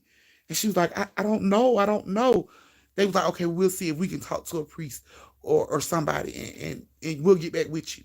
And she was like, just see what you can do. So she runs back to her house, and they run back to the school because they got a chapel at the school. So they go back to the school. And they tell, the chapel person what's going on. And of course, the priest is like, he didn't want to go. He like, no, I don't want to have nothing to do with that. And they was like, why these people need help? Why won't you help them? And he was like, they don't deal with us. They don't affiliate with us. They don't like for us to come into their territory. They don't like us, and he was like, I don't want to be somewhere where I'm not wanted. And, I don't want to do that. And they were saying, I promise it won't be that way. You can help them. Please don't leave our friend like this. You can help them. And the man was adamant. He was like, no, because they don't want us there. Like, he was talking like he had experienced some shit with them Amish people before. He was like, no, they don't want us there. No, they don't want us there. And they begged him, pleaded with him until he finally was like, okay. And they got in his car and he drove right to the entryway of the Amish village. And he stopped the car. And he stopped the car. He got out the car. They got out the car. He was like, now what do we do? Because if we get caught on their property, they might hurt us. Ain't no telling what's going to happen. And they was like, no, our friend, she know we went to go get help. Like, our friend is Amish and she's in this village. She know we went to go get help for her and her family. So he like, okay, well, whenever your Amish friend come and tell me I can come in, then I go. And they like, no, we just need you to come with us. And he like, no, I'm going to stay right here until they give me permission to come on their property. And I think y'all should stay here too, before something happened to y'all. And they were like, no, we got to go get her. So they walked right into the village, like right into the middle of the village. All these Amish people are looking at them like outsiders, trespassers, you know what I'm saying? They screaming all this at them. And they just like, we're looking for Nisa. We're looking for Nisa. And these people are gathered around them, arguing. They mad. Get off our property. You shouldn't be here. You're the devil. Da, da, da. And Nisa runs up and she like breaks through the crowd. And she's like, stop it. Stop it right now. And everybody just get quiet. She's like, my family is suffering and no one wants to help. Nobody wants to help.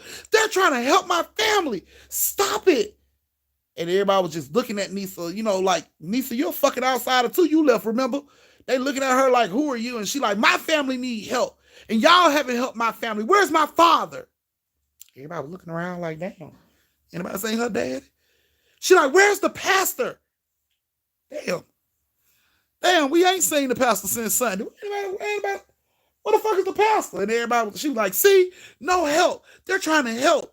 And, they tell me, say, like, look, we brought the priest. He's standing right there. He said he's not going to come on the property unless y'all give him permission. And she walks right in between them folks. And she like, you can come on the property. Come on right now. And he strided right onto the property like, God gave me a job and I'm finna go do it. He had this Bible. He walked right into on that property, honey, in between them Amish people. And they was looking at him all funny and shit like, you shouldn't be here. They whispering under their breath, you shouldn't be here. You shouldn't be here.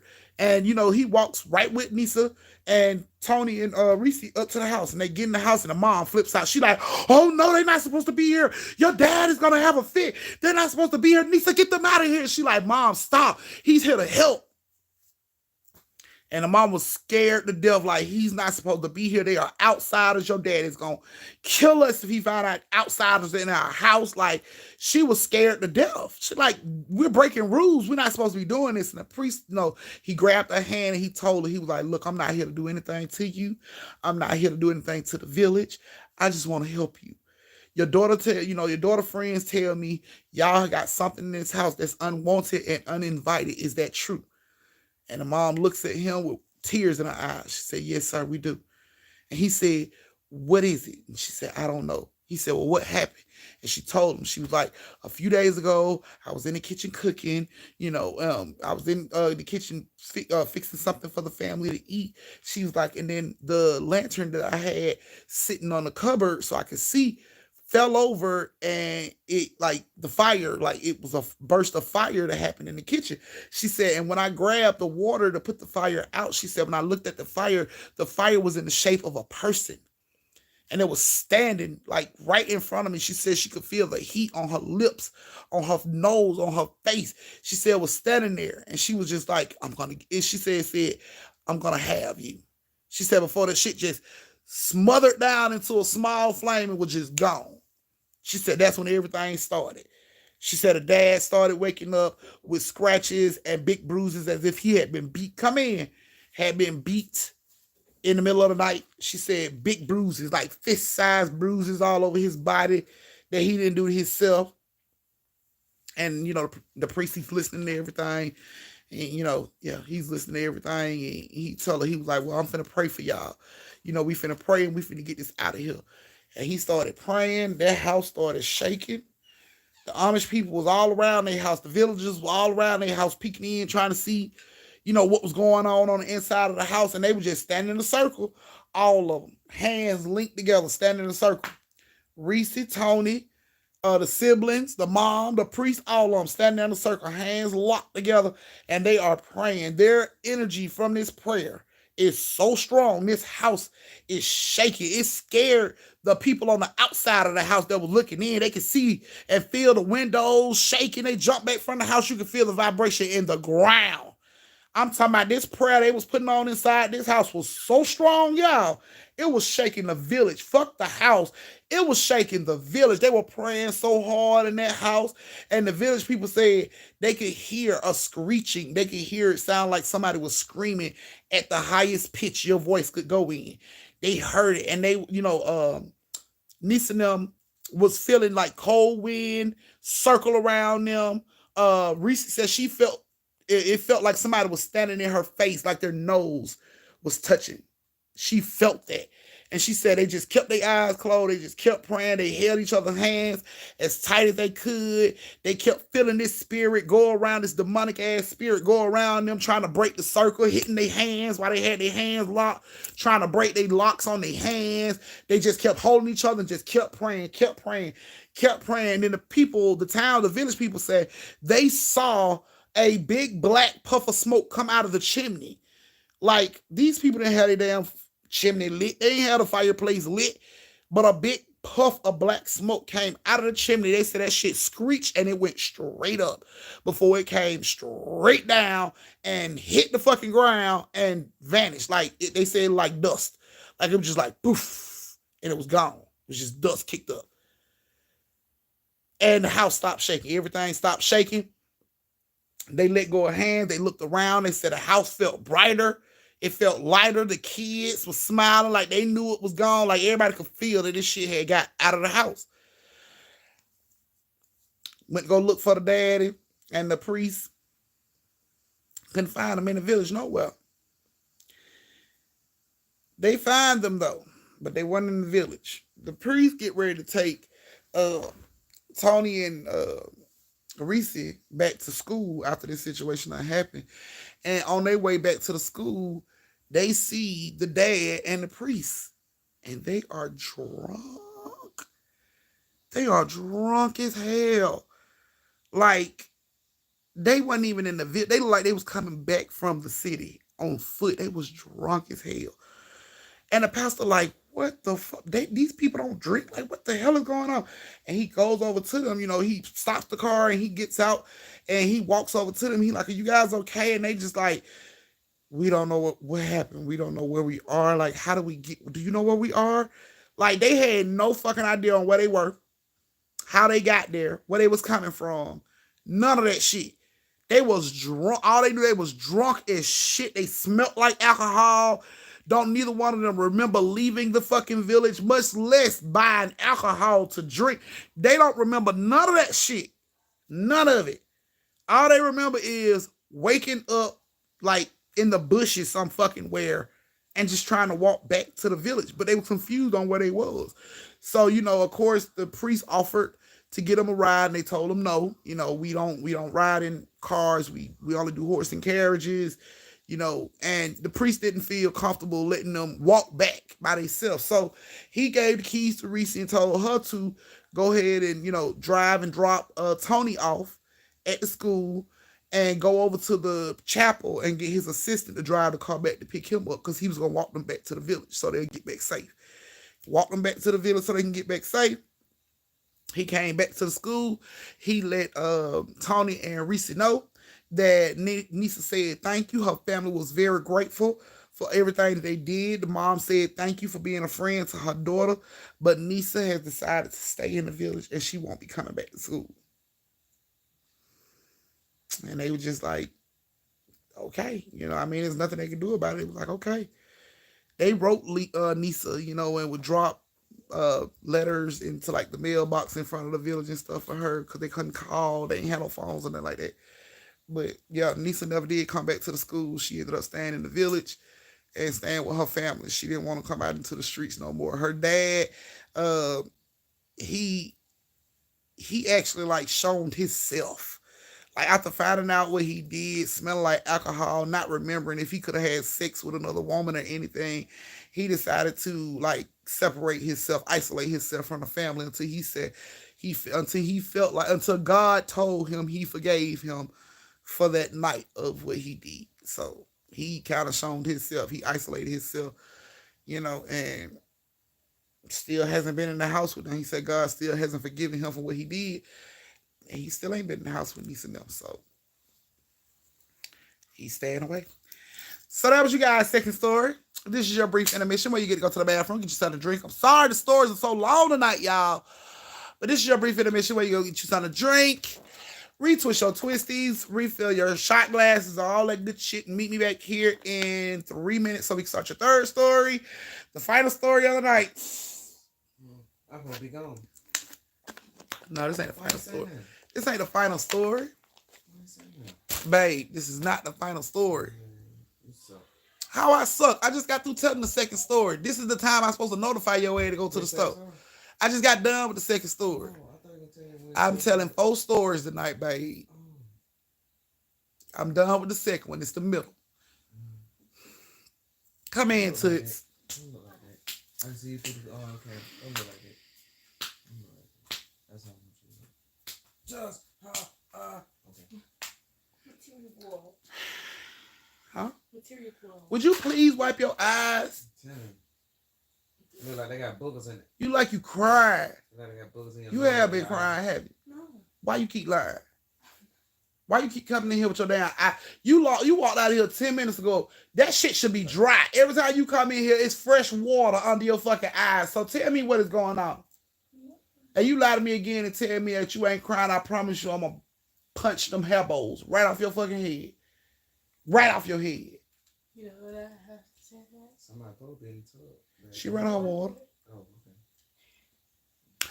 Yes, so don't forget to tip your auntie, because I see y'all don't forgot to tip auntie. So I got to remind y'all to tip auntie. Don't get your hair wet. You know you don't like the fucking blow dry. I do none of that stuff. Okay. But you don't like to blow dry or straighten that shit out. So So you don't remember get it when you wet. agreed to wash it and stuff? Alrighty, guys. So we finna go ahead and get this third story started. So if you guys are back and ready for the third story, go ahead and thumbs up. So we can go ahead and get this third story started. I can get these third and fourth stories out of the way.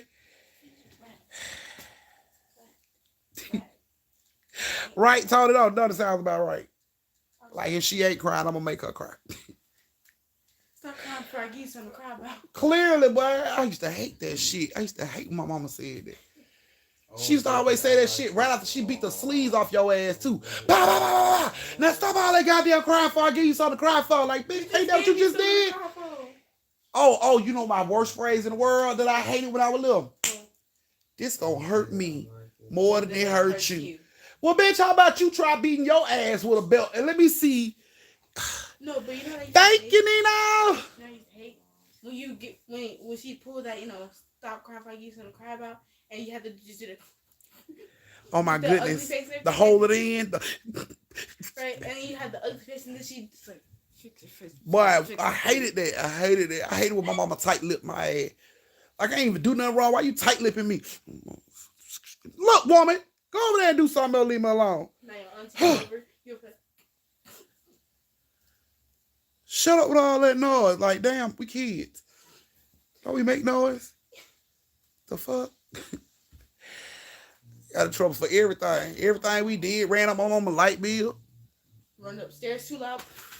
Girl, you keep running up them goddamn steps like that, you're gonna run out my damn light bill. Like, mama, stop. God damn. Swear we got in trouble for the dumbest shit. My mom used to do that shit, man. Cause we used to watch them shows on TV and we tried running that shit on my mama, you know what I'm saying? Like Family Matters and shit like that, you know what I'm saying? They had them little talks with their parents. They never got their ass whooped. They always had them little talks with their parents. So I watched Family Matters like backwards and forwards. So when I got in trouble, I tried to pull one of them Laura stunts and try to talk to my mama. And then she hit my ass with one of them white people phrases. This is gonna hurt me when it's gonna hurt you. I ain't never seen your ass laying around here crying after you beat my ass. I ain't never seen that happen. But okay, if you say so, lady. Well, I remember when ass whooping stopped working. That shit was the funniest shit in the world, but it was the worst day of my life. I remember my mama hit my ass with that belt, bah, and I didn't flinch. Oh, it's best to just go ahead and flinch, even if that shit don't hurt. It's just best to go ahead and flinch, because she gonna beat you harder. Oh, bitch, you think you strong? Like, oh, shit. Huh? Yep. Oh, you think you strong? Like, oh, shit. No, mom, it hurt. It hurt. Oh, mom. Let's just say. After she started punching my ass with them belts, didn't hurt no more. She seen I was just taking that shit. I remember she hit me with that belt one time. I looked at her ass like I eat those. The fuck? Boy, after that shit, boy. Bah, she hit me with the belt again. I ain't flinched from that shit. I ain't moved. I was crying, but I wasn't making no noise. It was like my face, like I looked like I wanted to fight. That's the look I had on my face when she hit me. I looked like I wanted to fight. I was just like, you breathe hard, and the tears just coming out of your face. And she hit my ass with that belt again. It was just like, oh, bitch, you think you strong? Boop! Punched my ass right in the chest. I just remember waking up. My daddy got home from work. I just remember waking up. My daddy got home from work. I ain't even know it was dinner time. I know when she hit my ass, it was still light enough for me to go outside and play. I just know when I got up, it was dark shit outside. Like, damn, when this happened? Oh, I know Shit, this. I tell my dad, you better tell her, watch your goddamn mouth. Like, daddy, I didn't even say shit. Like literally, daddy, I didn't say a motherfucking word. Like, that was the problem because I didn't say shit. Why you beat that goddamn girl, Jean? She like, she know why. That's how you know your mama knows she. That's how your mama knows she fucked up. When people question her on why she beat your ass, and she say shit like, she know why. Bitch, you don't even know why you beat. You beat me because you was mad, bitch. You didn't beat me because I did something wrong. You beat me because you was mad. That's all that was. I hate it. She know why. No, the fuck I don't, Daddy. I don't know why. I don't. Can you please go in there and find out? Because I don't know why. Like, I really don't know why. You know what Grandma probably did to you? She'll be calling your name and you'll be outside point so you wouldn't hear her. And so she'll come out there and scream your entire name, your full government. Oh, that's how you know you in trouble. And Cause your mama tell your ass with those street like, come on, you had your ass in the house. If your mama got to come outside and call your whole government, bitch, you might as well just go to tell your friends that I ain't gonna be outside for about a week. My ass gonna be stinging when she get done. Lights still on and everything. Lights is on. It's day outside and everything. And so you go. All right, so y'all, we ready for this? Hold on, Toots. We about to get ready to start this story. Talk about that type of shit all day, boy. Those folks. What was a trip, man. But in the end, do you know what you got in trouble for?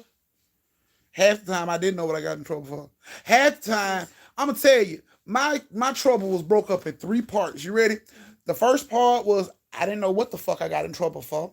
The second part was 9 out of 10, I got in trouble because of my brother, because he was the baby and I was the oldest. So if he did anything, my ass went down for it.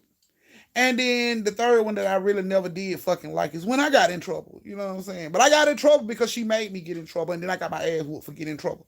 You get what I'm saying? Like, my mama told me if I got to fighting in school, she would whoop my ass if I got to fighting in school. But then she also told me if somebody hit my brother and I don't fight, then I'm going to get my ass in trouble. So it's kind of like a double standard. You know what I'm saying? So if I fought, I got my ass whooped. And if I didn't fight, I got my ass whooped. So it's more so of a, you better not get in a fight at school today. I'm telling you.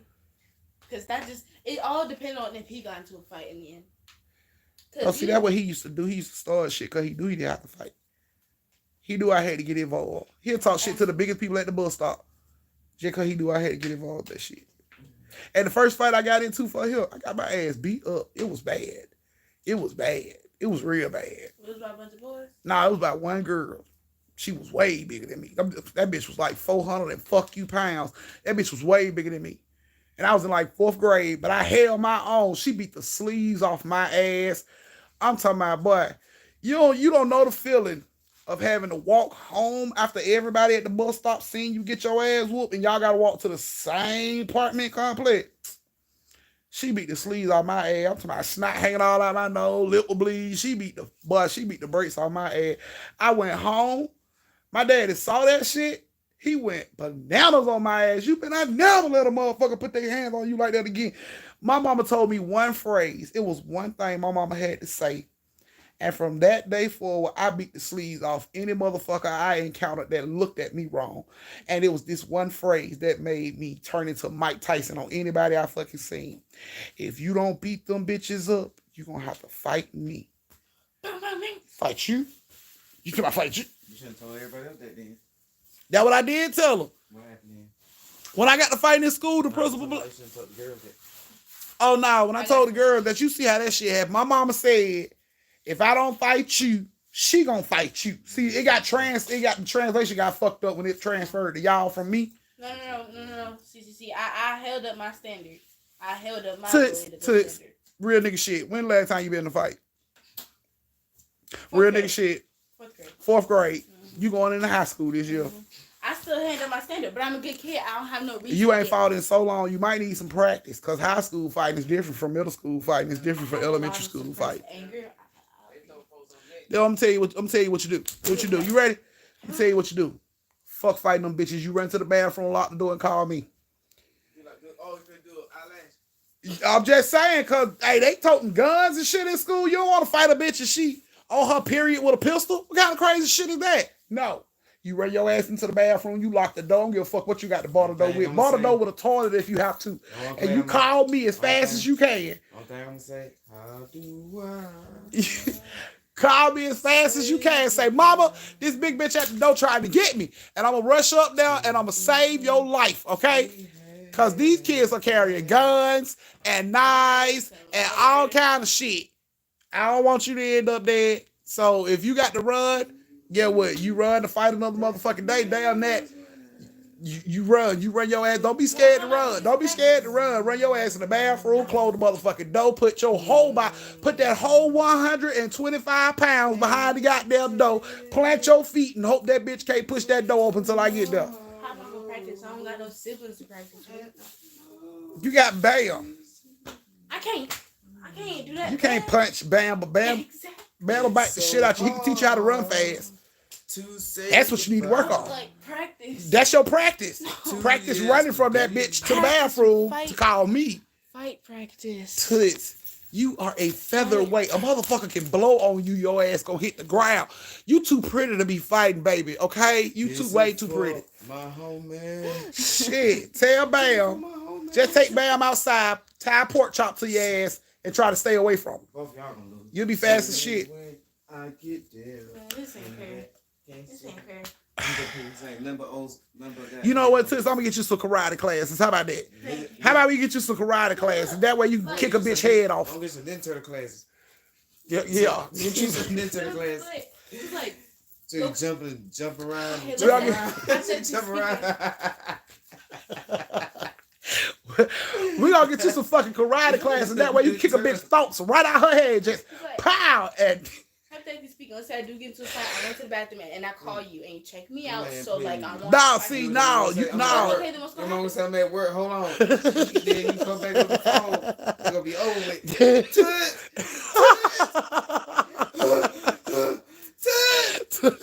You always over here. Shut up. Shut up. You know what? Since your daddy got so many motherfucking mickle jokes, he gonna pay for your fucking karate classes. That way you can kick a bitch thoughts right out her head. If a bitch think about you wrong, you kick that shit straight out her head. Your daddy gonna pay for the motherfucking classes. You wanna talk all that shit. Do it like that. We gonna get you some karate classes. We gonna either get you some karate classes or we gonna take that shit old school. We gonna put a brick in your purse. One of the motherfucking my grandma kept a brick in my purse. Fuck you talking about? A brick can go through the metal. A brick can go through the metal detector.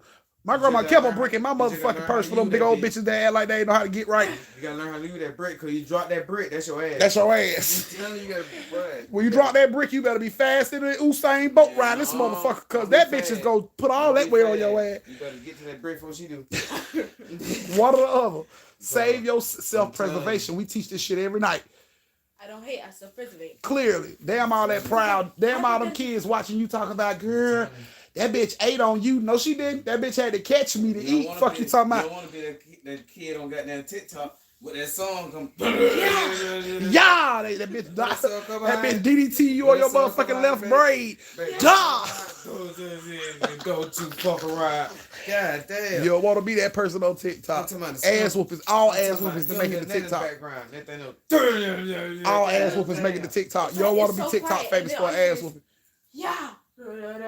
Don't mess with me. Yeah. See, but look, here's the thing. Brick in your purse. That should have had mine when we did that over there in Clayco. They should have that shit on over there in Clayco. Oh my goodness, no, we're not gonna talk about the family fight. We not finna do that. The family fight. That we not all that shit. No, we not finna talk about the family fight. Man, that was our hood day. We don't put that shit behind it. We don't jump couples together no more. We don't put that behind it. We too grown for that shit. Man. I like Ace Hood then, but in that first song, Cash Flow, some of the nigga goddamn break bike. That's why I went away with him. The song had the video of him like.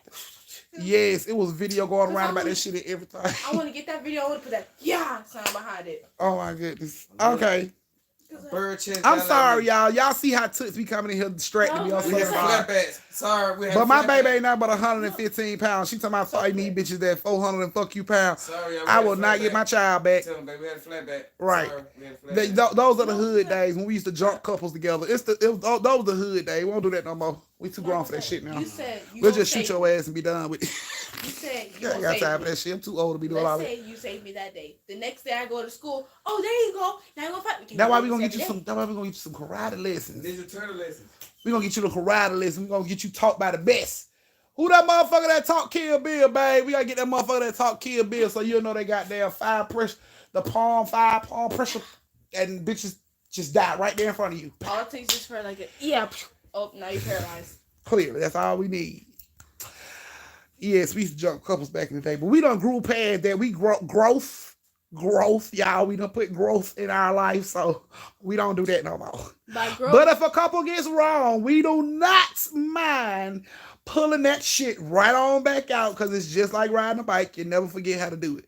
See, by growth, she means that they spent too much money on a gun to not use it. Look, put bricks in some tube socks and a smaller sock. Put a regular sock. Goddamn, told them a lot of socks. She ain't gonna have no damn socks on her feet doing all that. All right, guys, I'm so sorry. Here we go. We finna start the next story. Okay, so the next story, guys, got Tay Tay, Shay, Sick, Nicole, and Suki. Tay Tay, Shay, Sick, Nicole, and Suki. Are they in class? What happened to the girls in Toots class? Oh, honey, one of them got beat up the other day. Let me tell you how good God is, right? I'm gonna tell y'all how I know my God got a sense of humor. This girl that was picking on my baby all this time, that was fucking with my baby all this time, y'all. She got beat up. I'm talking about beat up real bad. I'm talking about so bad that she ain't been to school in the past 2 days. And I don't think it's because she hurt. I just think it's her pride because she had been walking around trying to sing so hard and so tough. Guess who she got beat up by, y'all? Y'all wouldn't believe the little girl name she got beat up by, y'all. If this ain't my God having a whole sense of humor, I don't know what is. The little girl that beat up my daughter's bully name was Karma.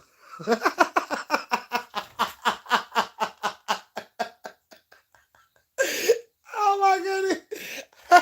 Her name is literally Karma. So she got beat up by Karma, y'all. And y'all ain't saying me Karma don't come back. And she came back with a 2-piece and a biscuit right across her motherfucking forehead. Bitch, don't forget this cup of tea. Bow. Yes. So that's how you know my God got a sense of humor. That girl got beat up by a girl named Karma. Oh my goodness. Oh my goodness. Yeah, that shit was so funny, man. Okay.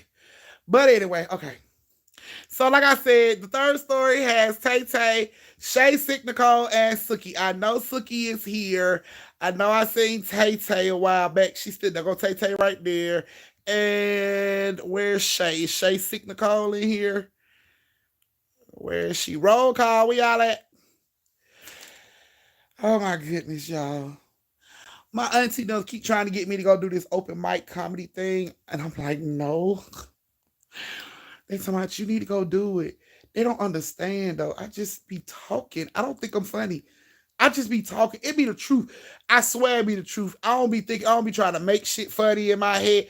I just be talking. And whatever comes up, comes out. So that's how it is with me. So I don't be trying to be funny. I just be talking. Yes, Suki, you are there.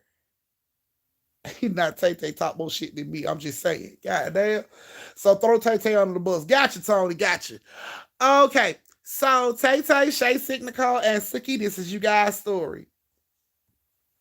Now, Tay Tay, Shay, and Suki was all, once again, here go another story for you guys. All fucking with the same dude. I don't know how this keep happening, but I don't know how these men are smart enough to pull this shit off, but it keep happening.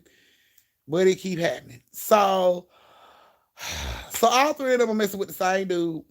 And this dude is, he's fucking amazing. Like, this nigga's fucking the Jacques Cousteau of this shit. Like, he ain't got caught, and he's been doing this shit for almost like 2 years with all three of these girls. They never met each other, never crossed paths, never a oops moment. I bumped into him at the mall with the other bitch. None of that. This man is so good at the way he's doing this shit. They've never caught him, y'all.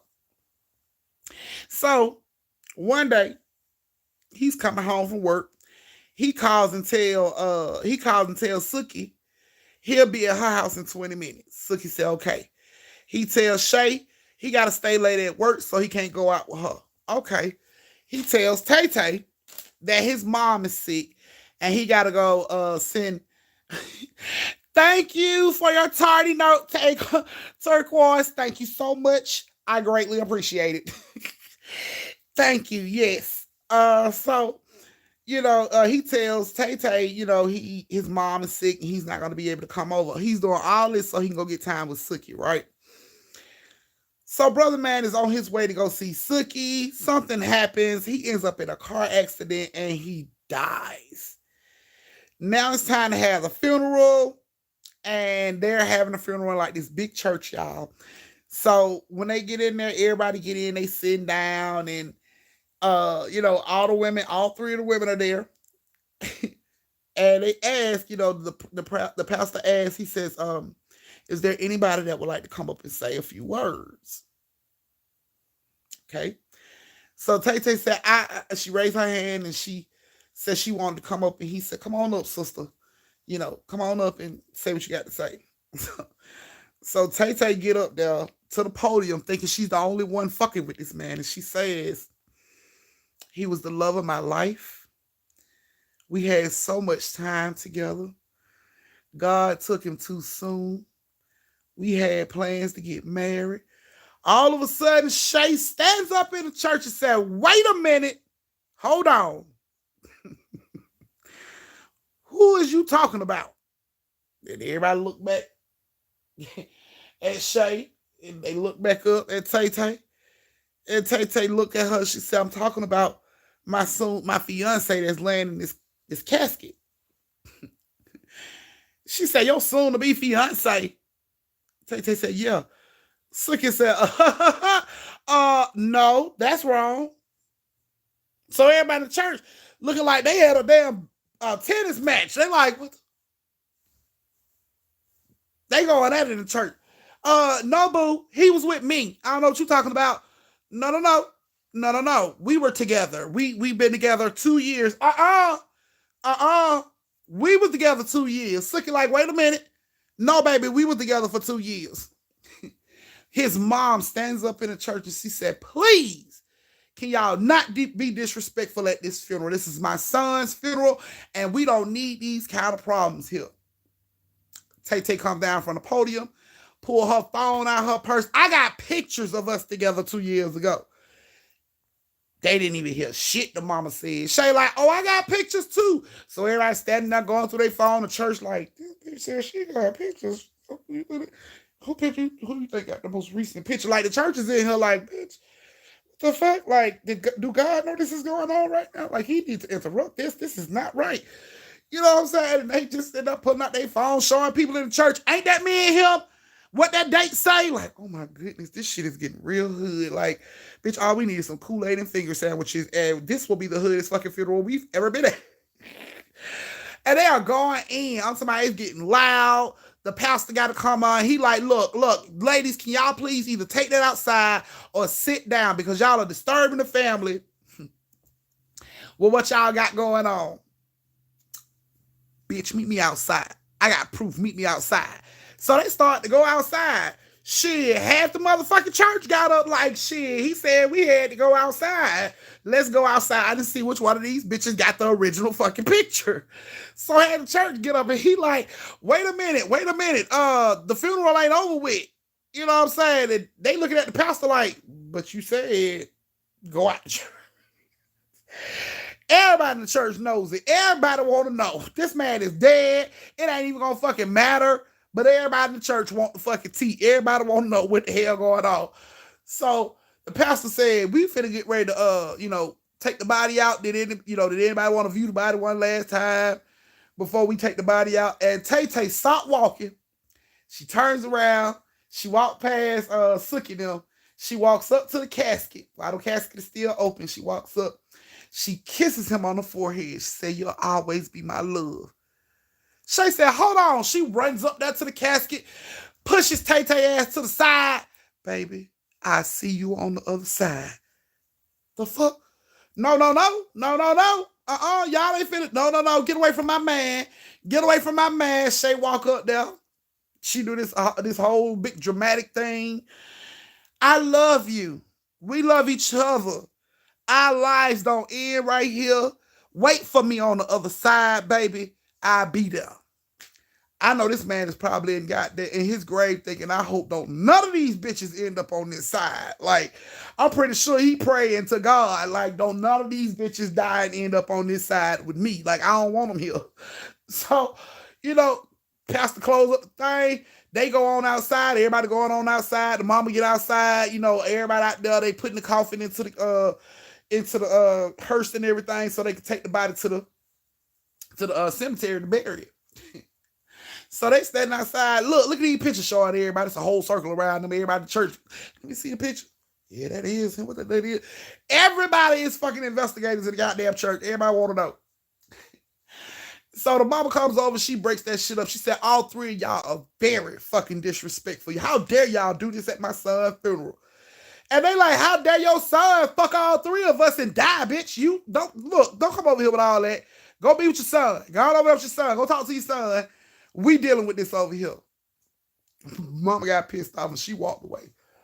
Pastor walks up to them and tell them, look, the family requested that y'all not come to the cemetery for his burial. They don't want y'all there. They said if y'all show up, they're going to call the police. Like, what the fuck? All right, fine. I go later then. When the bitch is gone, I go later. So they leave. All of them go their own little separate ways or whatever. Later on that night, they all at their own little house. Shit first starts off with Tay. Tay-Tay's at home. She had to go to work the next day, so she gets into bed early. She go to bed in the middle of the night. She wakes up to somebody bumping her as if somebody rolled over and bumped her. Now Tay know she's stay by herself. Should nobody be in this fucking bed with me. So half sleep, she rolls over to see who it is, and it looks like this nigga. But he looks like death. He looks dead as shit. Like, he is not that sexy. Whew.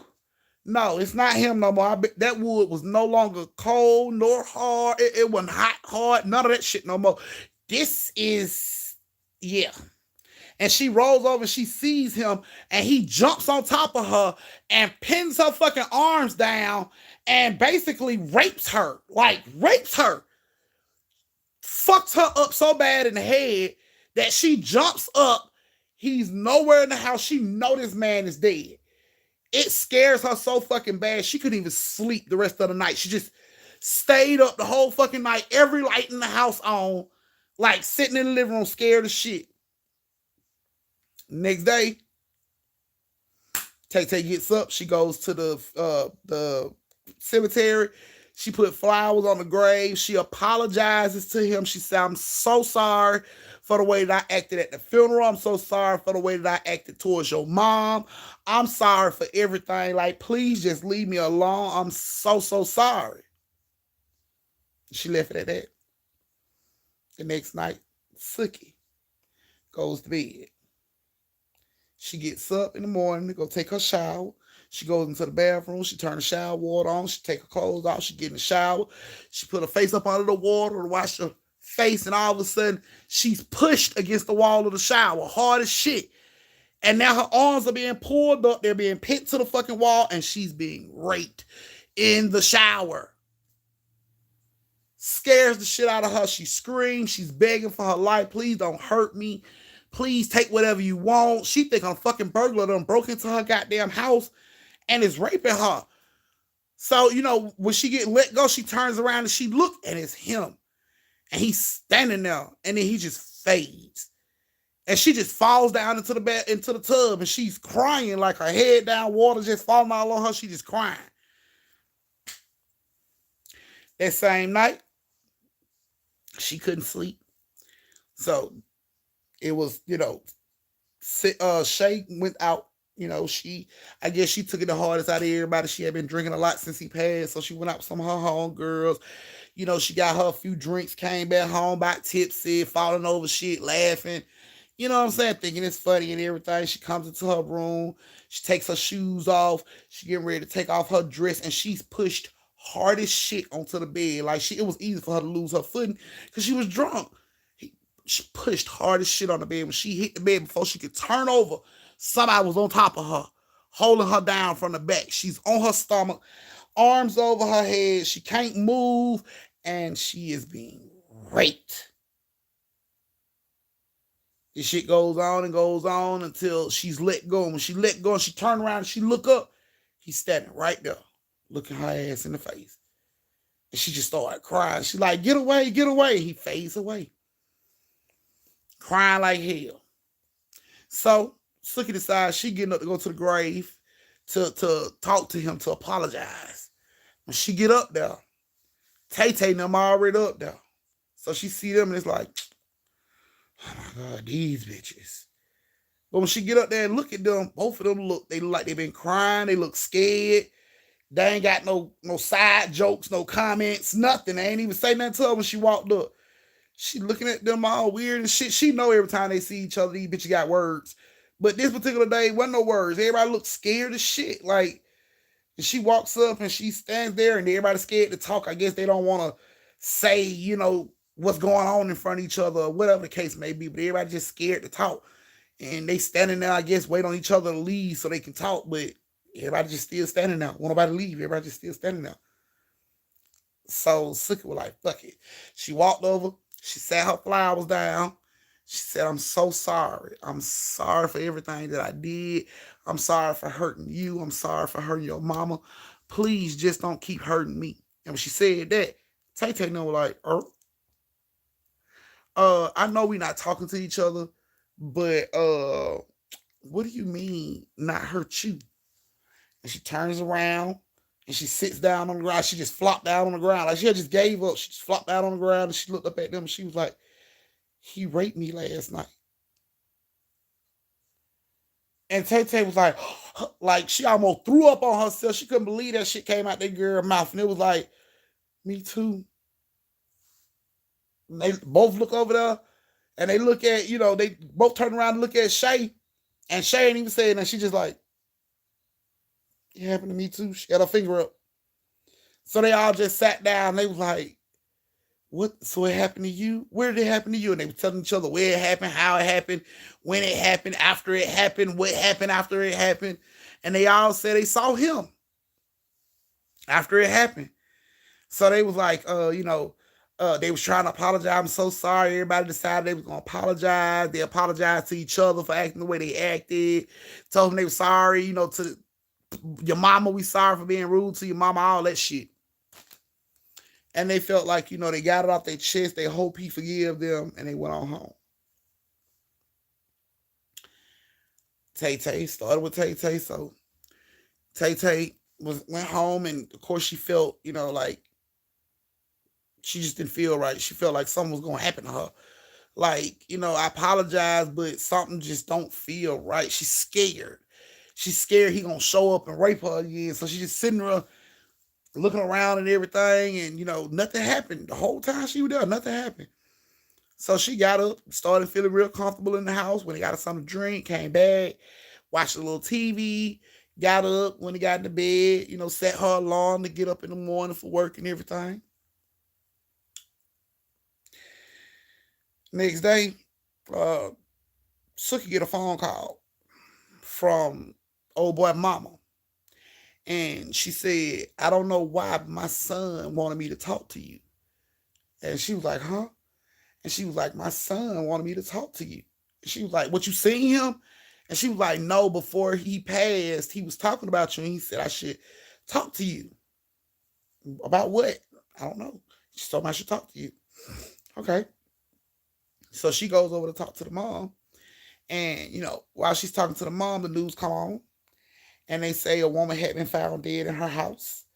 And the mom instantly was like, I'm just so tired of hearing about death. It seemed like everybody just died. Don't make no sense. And when she said that, the picture pops up. And they both look at the TV. And the mom was like, ain't that the girl you were arguing with? Ain't that the girl that was from the funeral? And she looks, and it's Tay-Tay picture. And she's like, what the fuck? So, oh my, is this for real? When did this come? And she started Googling to see. It was all over every news source, everything. And she couldn't believe that shit. So didn't have the number for, she didn't have the number to get in touch with uh Shay. So Suki just decided to go back to the graveyard. She go back to the graveyard, and when she get there, of course, Suki is there, like crying, like begging, please, please, please forgive me, please forgive me. And she runs up and she's like, are you okay? And she looked back and she was like, did you hear what happened to Tay Tay? Did you hear what happened to Tay Tay? I think he did at Tay Tay. And she was like, what are you doing here? She's like, I just want him to forgive me. I just want him to forgive me. I don't want him to do nothing to me. I just want him to forgive me. And Shay was like, I don't think, it had anything to do with, him. I think, maybe she, and they didn't even tell us how she died. You never know, you know what I'm saying? Like, you never know. That probably wouldn't happen. That ain't what happened. And Shay was just like adamant, like, that's what it was. I know that's what it was. And she calmed Shay down. They went and sat down and had a drink. And, they talked and they laughed and everything. And then they went their separate ways. Shay go home. She called a friend over, asked her friend to stay with her because she was scared. Her friend was like, sure, another girl. So the girl comes over and, they sit down, had like a little girl night, nothing happens. They watching TV, everything's cool, and they go to bed. Suki wakes up. She gets up to get ready for work. She turns the TV on the news so she can hear what the traffic gonna be like while she's getting ready for work. As she's getting ready for work, she hears breaking news. Woman found dead in her home.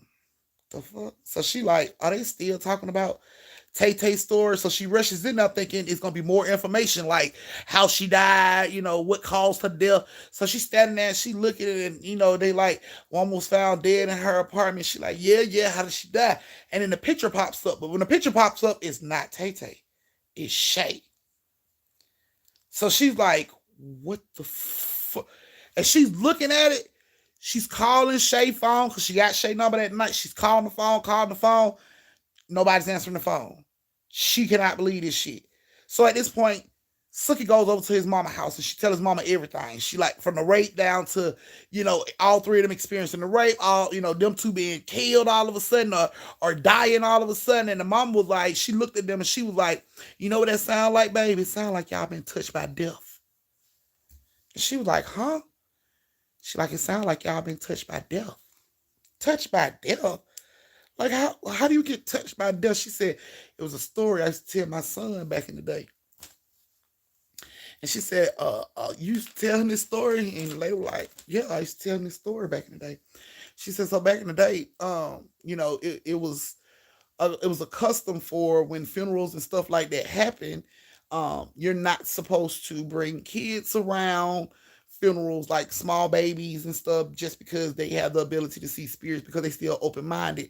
Nobody's closed their mind. Nobody's told them this is not real, to shut off that part of their mind. So that's why babies are not supposed to go to funerals, because they can see spirits, which makes them vulnerable, which means it's easier for things to attach themselves to kids. That's why you're never supposed to take babies to funerals. You know what I'm saying? And if you do take a baby to a funeral and you can't figure out why this baby won't stop crying, 9 out of 10 is because this baby sees something that y'all can't fucking see, and it's scaring this child. That's why a lot of people say don't take babies to funerals. So she said, my son, it's a custom that we don't, you're not supposed to take kids and, to funerals and stuff like that. She said, because kids can see spirits and stuff like that, and they can be attached to by different demons or lost souls. She said they can even be touched by death. Touched by death. She said, yeah, that's when death comes and it touches your baby, and your baby is gonna die. Like, it comes and put an early register on your baby ass. Like, instead of your baby dying at 82, your baby's gonna die at 3 now. You know what I'm saying? Like, that's what they feel. So they say they never go to funerals with babies. And she was like, so how does that sound like I'm touched by death? Like, I didn't take no child to the funeral. I didn't do anything like that. Mom said, Mama said, "No, you didn't have to. You didn't take you didn't think you take a baby to the funeral with you, but you probably did." And she like, "What are you trying to say?" And the mom was like, "If babies can be touched by death, and I just told you, y'all were touched by death. How do you think that could have happened?" So she looks at the mom and she like, "So what you trying to say? I'm pregnant. I got a baby. I'm pregnant or something?" And the mom was like, "That's the that's the only way a baby can be touched by death and it affects you or your friends." So she like, "Hell nah, that ain't nah. I ain't nope, that ain't it, nope." So mom was like, "Okay, well, I mean, other than that, I don't know what the problem could be." And she started thinking, counting up them days from the cycle and shit. Wait a minute, my she like, "I've been so stressed out lately. I haven't even remembered." Or she like, "But stress can make your cycle late, so I could just be stressing." And the mom was like, "I don't think that's what it is." She was like, if you don't go find out soon, you might be the next one. What? And the mom was like, "You okay?" And she left that shit at that. And Suki goes out and she started to think. She get in the car, she riding, and she starting to think. She's like, "The fuck? Like, damn, my cycle is late, but I could be." So she decided to go get her home pregnancy test. She buy two on. She brings them back home. Both tests say she pregnant. What the fuck? Like, I didn't even know. Like, what the fuck? So she's pregnant.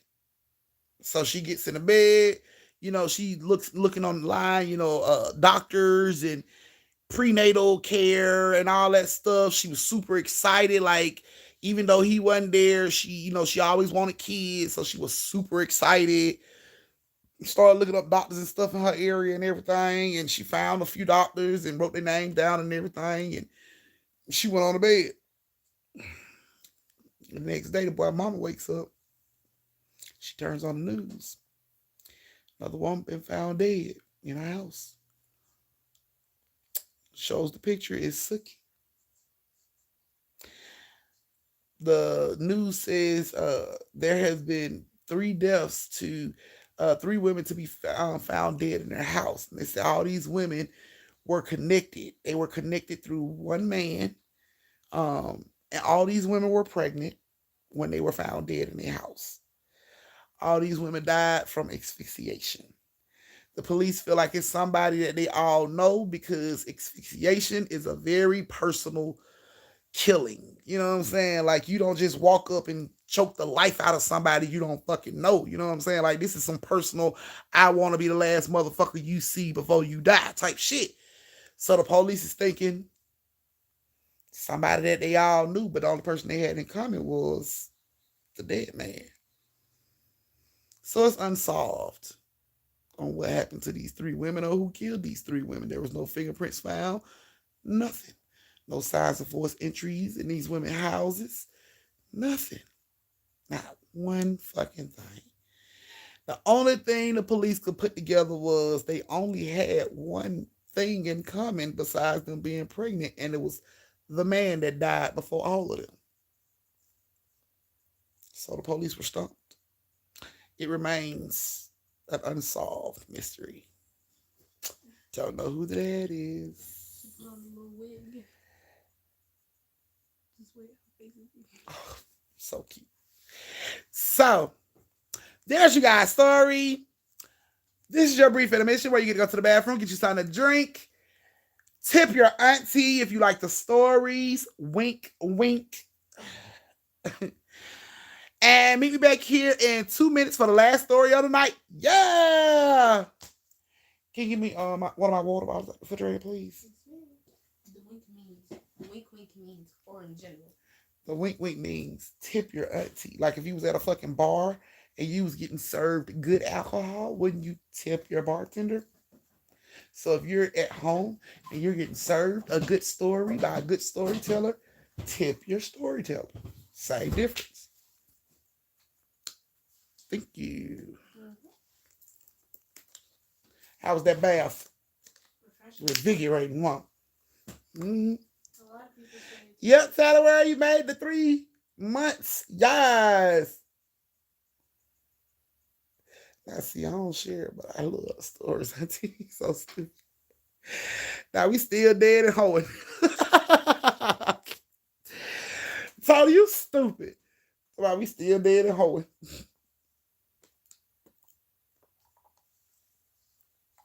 Yep, he got all them pregnant before he died.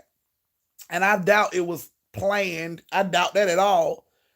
But hey, he did it. And that's why they was touched by death, because all 3 of them were carrying babies. And Tay Tay and Shay didn't even get a chance to find out they were pregnant. Sookie found out, but it was a little too late.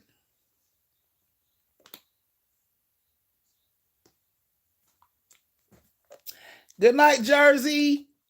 Don't forget to use the super thanks tomorrow when watching the rest of Story Time. That way you can give your superstar sticker still by using the super thanks. So y'all don't forget to use the super thanks when y'all watch these story times on replay. If y'all like the stories, you can go ahead and send me a super thanks and you will still be added to story time, because I will see the names of the people that gave super thanks, so you'll still be added to story time. Alrighty. So we're gonna go ahead and get this last story of the night started, so we can call it quits. That's my favorite thing to look at. Okay. My nails. I know, right? Because they be so clean.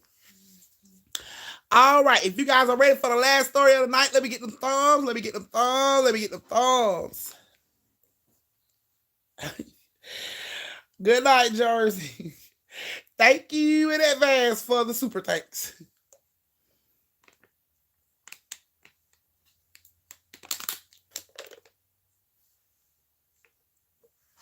Sade's so stupid.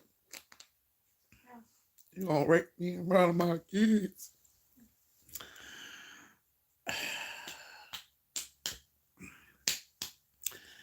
I hope y'all liking the stories. I'm so sorry they so long tonight. I know some of y'all got work tomorrow. Right, I know some of y'all got work tomorrow. I'm so sorry the stories are so long tonight. Alrighty. Quan, you still here? He little lying there and tell her, I be here, I just don't say nothing. That nigga be sleeping in my class. You know, Mountain Dew released a new drink from Flamin' Hot Cheetos. What the fuck? Let me see. It's real. People have been bringing it to school and everything. They need to stop. At first, it started with Taco Bell with the Cheeto addiction. They need to stop. This is the bullshit I be talking about, y'all. I don't even know if y'all can see this shit. Turn the brightness down. Yeah, I'm turning the brightness down. Probably still can't see it. Okay, yeah, you can see it now.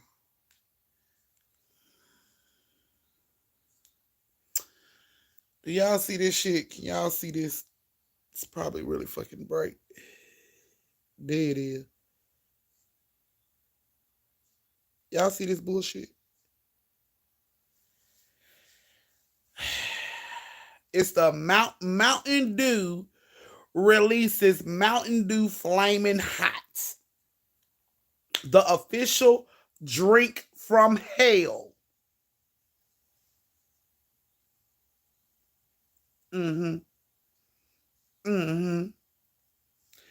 Yes.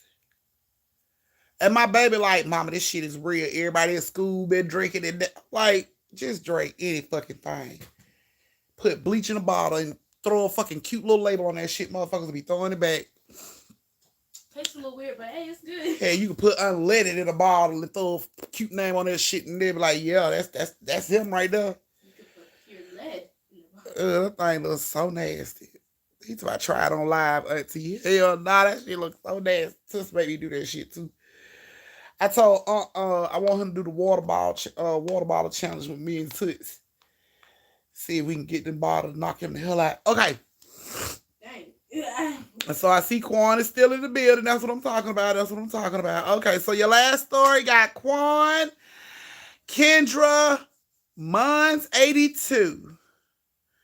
Quan, Kendra, Mons 82. Where y'all at? Roll call. I know, right? They going hard on that hot Cheeto shit. Like, come on, man. Remember being obsessed with the Cheetos? Yeah, your daddy cooked the fuck out that chicken breast tonight. I want to know. You know what sucks? I was like procrastinating on eating because I really wasn't vibing with the whole eating aesthetic tonight. So I put it in the microwave, and so I opened it up and I tried to eat it, and it didn't have the good flavor. What? That's when you fresh make it. What you had? Chicken? Yeah, I had chicken. What kind of chicken? A chicken leg? Yeah. Oh, okay. I thought you had the chicken breast off and take that shit. He's talking about, I already sound like a relationship. Get my popcorn for down there. Cause it won't finna be good. I need my own little snacks for this. Let me see if I can change this around so Quan won't be in a relationship. Since we always tripping about being in a relationship.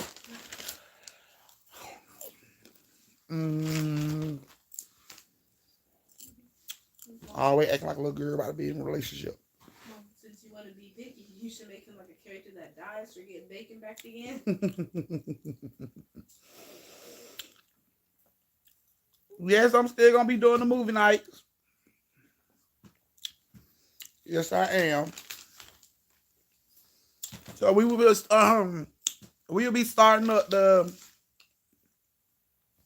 scary movie night soon. So I'm gonna be posting, Please tell. so we can do our members on. So we can do our members only movie nights. Spend time with each other, watch our scary movies and shit, and talk shit like we normally do. So yeah, I'm gonna start that back up. These are my tits. Oh my god. Hint, hint. In order to be in, you gotta be a member. Okay, so here we go. So Mons 82 and Kendra are in a relationship. You gonna get bacon back. So stupid. So Mons and Kendra are in a relationship. They've been in a relationship for a while, and they're at this point in their life where they want to have kids. Now, Quan is the best friend. Quan is the best friend of Mons, her homeboy. And she, told Quan, she like, I want me and my girl trying to have a baby. And we don't want to go to like no sperm donor type thing, you know what I'm saying? Because we don't know none of them people. We don't know how those people are. Some of those people could be crazy, and our kid can come out those same genes. But I know you. You my homeboy, and I know ain't nothing wrong with you. I know your family. I know your mama and them. So it would be a great honor to me if you would help us have a baby. Now, Quan being the asshole that he is, was like, so you want me to fuck your girl? No, Quan, it's not how I go. So she tell Quan, well, that's fine, Trucker. Thank you for being here. You can be a part of the replay game. And I do have super thanks now, so you can give superstar stickers while in the replay game. If you just look under my videos, it'll give you the option to send superstar stickers for the replay game. So when you stop, you can get a chance to catch up and replay. There you go. So Quan like, so I get to fuck your girl? And she like, look, don't play like that. No, that's not what I'm talking about. We want you to help us have a baby, nigga. You ain't dicking my girl down. I refuse to let that happen. Like, no, that's not what I'm talking about. We want you to donate your sperm so we can get pregnant. Quan like, so I don't get no fun in this shit at all. Like, you could beat your meat. That's the fun you gonna get, bruh. That's it. So Quan being a homeboy was like, yeah, I do it. You know what I'm saying? They go down there, all three of them go down there and talk to the doctor and everything. And doctor tell them how the procedure go. Tell Quan, go in the room, give him cook. You know what I'm saying? We got videos and all that back there, but we're pretty sure you got porn on your phone. So go on back there, handle your bid, and bring us a load. Quan go back there, he do what he need to do. He come back, and doctor was like, we finna, mix and do all the shit they need to do. So they do all that, and they inject uh, they inject Kendra with Quan sperm. Now, this happened like twice, and she didn't get pregnant. It was like the sperm wasn't making it there. She didn't get pregnant. By the third time, sperm made it that she got pregnant. Came back, told Quan. Quan was super excited for him. He was happy for him and everything. Told Quan, you're going to be the god daddy. You're going to be like a dad. It's just like your son, your child. You're going to be the god daddy. He's like, bet. So, time goes by. You know, everybody all excited about the baby coming. And now Kendra's about 6-7 months pregnant. And the doctor was saying that, she stopped stressing. She need to calm down. She need to stop stressing. Of course, Mom talked to Quan about everything. So she was telling Quan, I've been trying to get her calm down and stop stressing, but she won't. She's so worried about the baby and did that in third. So Quan said, how about we go on a trip? He said, I'll pay for it. How about we go on a trip? We go somewhere like Brazil or something, somewhere where it's relaxing. And we just chill. So she runs the idea by Kendra. Kendra like, I'm down, let's do it. So he, pays for the trip and everything. He's my fuck that on the real day. So stupid. so he pays for the trip and everything. Everybody get packed up to go. They go. They get over in Brazil. It's beautiful. The water's beautiful. The people are beautiful. Everything's really fucking nice. They get over there. And they got like this villa. So, they got a little pool area. It's real fucking laid out and real nice and everything. And then Quan was like, let's go see the town. Let's go out on the town and see, what it looked like in the dark. So he got out. Oh, thank you. Thank you. So they got out and pulled them up. And they seen the city and everything. And, they had a lot of shops and stuff on the strip and in the little main area. Okay. So they check out the shop. They check out the shops and everything. I was like, what the hell I'm supposed to be doing? They check out the shops and everything, and everything was cool. And then they hear this bass. Boom, boom, boom, boom, boom. So Quan, like it's a party some goddamn way. It's time to turn up, they go celebrate. And they following the music, and they follow the music to this bar. Get to the bar. Bar jumping is lit. Boom, boom, boom, boom. So they going down, they dancing and everything. Kendra can't drink. Thank you. Kendra can't drink, but everybody else can. So Quan and Mons, they about fucked up. They done drunk so much, they about fucked up. And Kendra's sitting at the bar. She's enjoying the music, but she can't really do nothing, you know what I'm saying? And while she's at the bar, this dude walks over and he's like, you all alone? And she like, no, my boyfriend and my girlfriend right there. And dude looked at her like, what? And she like, my boyfriend and my girlfriend right there. I'm not alone. I'm fine. You could go ahead and go on about your business. And dude was like, okay. He turned his back to her. So she turns around. She asks the bartender, can I get another glass of water? And he makes her another glass of water. And he sits it down. And while she's, looking at them dance and enjoy themselves, this dude dropped something in her water.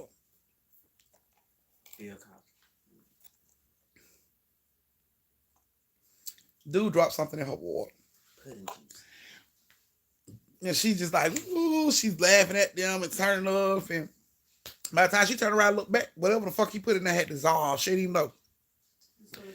So she's drinking, she drank the water up, and then she asked the dude for another glass of water. He filled her up another glass of water.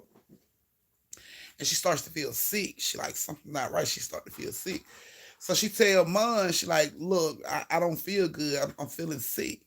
So Mom like, you want me to walk you to the bathroom? And she's like, no, I'm fine. I'll handle it. I'm okay. Mom like, nah, let me walk you to the bathroom. She like, nah, I'm okay. I got it. Y'all just keep having fun. So she stumbles to the bathroom. At this point, she looking like she drunk, but she ain't drunk nothing. So she's feeling like dizzy. The room is spinning. She's leaning on walls, trying to make it to the bathroom. She looks back. She sees this same weird ass dude that was at the bar, and he's following her. He ain't running. He just like walking real slow, like he waiting on her to pass out so he can catch her or some shit. And she goes, she sees him, so she tries to walk faster, but like I said, she dizzy, can barely hold her balance. She gets to the bathroom door and she like pushes the door open and she just like rolls into the damn bathroom door. She hits the floor and leans up against the door and he comes right in and he closed the door. She don't know what happened. She wakes up to Mon standing over her. Mon like, baby, you okay? Baby, you okay? And she like looks up and she's looking around and her breast is hanging out of her shirt. She looks down, she's bleeding. So Mon is like, baby, get up, come on, get up. And she like, what's going on? What's going on? She don't know what's going on. Mon calls for Quan, tell Quan to come in the bathroom and help get her up. So Quan come in and help get Kendra up. They take Kendra out. They, stop the nearest taxi, throw her in ass and nothing. They all rush to the hospital. They get to the hospital. That's what happened. She told them she felt dizzy. She don't know. She thinks somebody drugged her. They tested her blood. Come to find out she had been drugged. She told them she couldn't remember nothing that happened after she passed out. She don't know how she started bleeding. None of that. So the doctor examines her, said the baby's fine. They don't think she was raped or anything like that. She didn't think she was raped. Mon didn't think she was raped because she still had her clothes on. She had bled through all her clothes, but they were still on. They were still buttoned up and everything. So the doctor was like, maybe you're stressing. You should just go, I don't think y'all should go out anymore while y'all here. You should just, go on and lay down at home, at wherever y'all staying. And she was like, okay, cool. So they take her home to the little Airbnb or wherever they at. Take her home. And they in the room talking about, what could have happened. Everybody kind of sobering up. Mon them kind of sobering up now, trying to remember what the dude could have looked like. And you know what I'm saying? Because Mon and Quan want to beat the sleeve off this nigga ass at this point. Like, bro, you remember what he looked like? And she was like, he was standing on the side of me and they couldn't remember what the dude looked like. So Kendra like, I'm finna go lay down because I'm tired. It's been a long night. Okay, cool. She go lay down. Mon and Quan in the living room smoking, talking and shit. And they hear her scream. And they run back there where she at. And she's like laying in the bed on her back. And her stomach is already high because she's pregnant. And this shit is moving. It's like the fucking baby is doing the running man in her stomach, y'all. It's like and her stomach is moving in all these weird ass ways. She's crying. It's hurting. I don't know what's going on. Just left the hospital, and now we gotta go back. So they called for ambulance to let them know what's going on. Ambulance rush out there. They get out there. They see this baby was doing a whole lot of weird ass moving. So they asked her, how far along are you? She like 6 months. And the EMT people are looking at each other like, this should not be going on. This shouldn't be looking like, what? Nothing. They put the monitor on her stomach to see if they can get a heartbeat. Heartbeat was strong. Everything was good. And was like, we don't really see no need to take her to the hospital, but if y'all want to take her, y'all more than welcome. He looked at her. She was like, no, I'm fine. I won't go back to the hospital. Okay. We're going to stay here. Okay. They leave. They in now. Mon and Quan now sitting down, watching TV in the room where she at because she's trying to go to sleep. But they want to watch her, make sure she's good. She's laying there asleep, y'all. She been asleep for about an hour. Quan and watching TV, watching the Boondocks and shit. And all of a sudden, Kendra sits up in the bed. Like, I don't know what, she just sits up. And Quan was sitting in a chair on the side of the bed. Mom was sitting on the bed. Quan looks at Kendra. He like, you okay? She don't say shit. She just sit there. And then Mon turns around and see her. Mon like, baby, you okay? And time Mon turns around and say, baby, you okay? She slapped the shit out of Mon. Like, Daniel slapped Mon to the floor. And her eyes were still closed. I'm talking about that shit was on point. She caught all of this, even though her eye was closed. She was just like, "Bow!" Slap the sleeves off her ass, slap mine ass right off the motherfucking bed. Mine like, what the fuck? She jumps up. What are you doing? And it's like Kendra's sitting there, but she is completely fucking asleep. She's asleep. You can clearly tell she's asleep. You know when people sleep, their eyes move. When their eye closed, you can see it's like you looking around with your eye closed. Yeah, all that was going on. Her eye closed. And she slapped the hell out of Mom. And Mom was like, what the fuck? So Quan was like, whoa, whoa, whoa. You know what I'm saying? Like, hold on. And he gets up and he looking at her head. He walking around in front of the bed. He like, Kendra. She's still in. She's still sitting there with her eye closed. And he like, Kendra. She just like, this bitch didn't even open her eyes. She was just like, and he like, you okay? You need some water or something? You all right? She pulls the cover from over her legs. She turns her feet off the bed. And she stands up. She turns around. Her eyes are still closed, y'all. She turns around and face is Quan and Mon. And, you know, they're like, are you okay, baby? This bitch squats down, y'all. Squats down, y'all. Like on all fours. Not like crawling, but her feet is still on the floor. And she squat. Like if you gonna frog leap over somebody. She squatted down just like that. Like she was finna leapfrog over somebody. And they, you know, Quan see this shit and they walk around the side of the bed to see what the fuck she doing. They're like, you okay? And this bitch takes off like on all fours, like sprinting at their ass. And she's making this weird ass sound. She making this weird ass sound with her throat. Like it's no, it's a weird fucking sound. It's a scary fucking sound, but it's a weird sound she's making with her throat. And Quantum, like, instantly jump back, like, whoa, what the fuck? You know, they looking at her ass like she a big ass spider or some shit. They jump back, like, what the fuck? And she stands right up, y'all. She turns around. She turns her back to Quan and Mon. They like, are you okay? Kendra, are you okay? This bitch do a complete back bend, y'all. All the way over onto the fucking floor. And she's looking at Quan upside down. She should not be able to do this with a whole baby in her goddamn stomach. Not nobody in the world can do a goddamn back bend with a whole baby in their fucking stomach at 6 months. You're not supposed to be able to do that shit. Baby girl pulled that shit off. Kendra bent over backwards, y'all. And she started to chase these motherfuckers. Fast as shit, like she's been running like this all her goddamn life. She didn't miss a step. That bitch was running upstairs, downstairs. She was chasing their ass all around that fucking house. And the whole time they screaming, Kendra, wake up! Wake up, Kendra, wake up! Wake up! She don't hear shit. It's like she sleep. It's like somebody else got control of her body because she is asleep. You can clearly tell this girl is fucking asleep. Her head, even though she's in a back bed, her head is just slanging as her body is running. Like she has no control over that shit. And Quanda runs all the way out the fucking bed, Airbnb and leave her ass in there. Quanda runs out the front door. Mud comes out the goddamn window, out the kitchen window. Like these motherfuckers had a plan. They got out and they stand out there looking at the fucking house like, what the fuck? What was that? And Quanda like, man, bro, you need to get your bitch. I don't know what's going on with her. But bro, you need to do something about that. And Mud like, I don't know what the fuck going on. They look up and she's standing in the window. The bitch is she's just standing. Kendra's just standing there. And she's just looking at them like she got the most evil look on her face. Like if either one of y'all bitches come in this motherfucking house, I'm gonna fuck you up on sight. I ain't even gonna wait. That's how she was looking at them. And Mom was like, I ain't going back in there. Like, what the fuck is going on? They could not figure out what's going on. Quan don't come back into the house later on. Probably from being outside like 2-3 hours, they come in the house. Now Kendra's in the bathroom and she's throwing up. You know what I'm saying? They rushing her to see if she okay. And she like, I don't know what's going on. I just keep throwing up.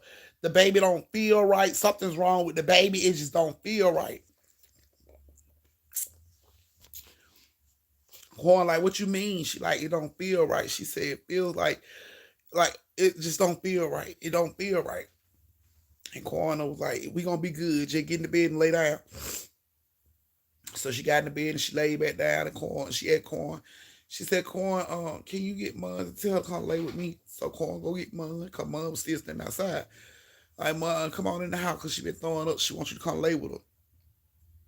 Mom like, bro, she good. And he like, yeah, she good. Like, nah, bro, like, for real, she good. And Quan like, yeah, she good. She was in there throwing up. She wants you to come lay with her. All right. So she gets up, she go Corn, mom gets up and go in there with Corn, and they go back into the bedroom, and she laying in the bed. Kendra laying in the bed, and she like, can you come lay with me? And mom come in there and lay with her. They like kind of cuddle while watching TV. And Quan was still sitting in the chair watching TV, and he dozed off. He dozed off, and he wakes up to that's all he hear. What the fuck? And the way he was laying, he was in a chair, his head was hanging back off the chair. So all he can hear is,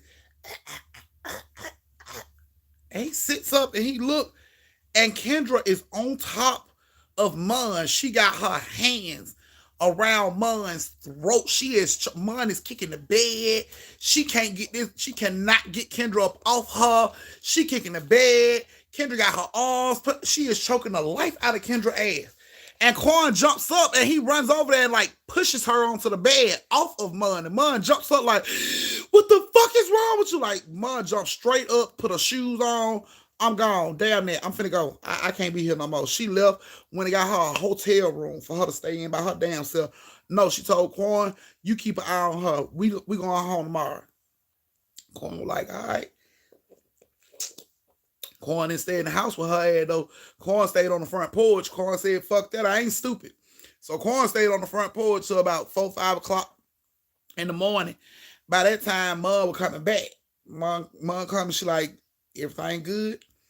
And Quan was like, shit, far as I know, everything good, because I ain't been back in there.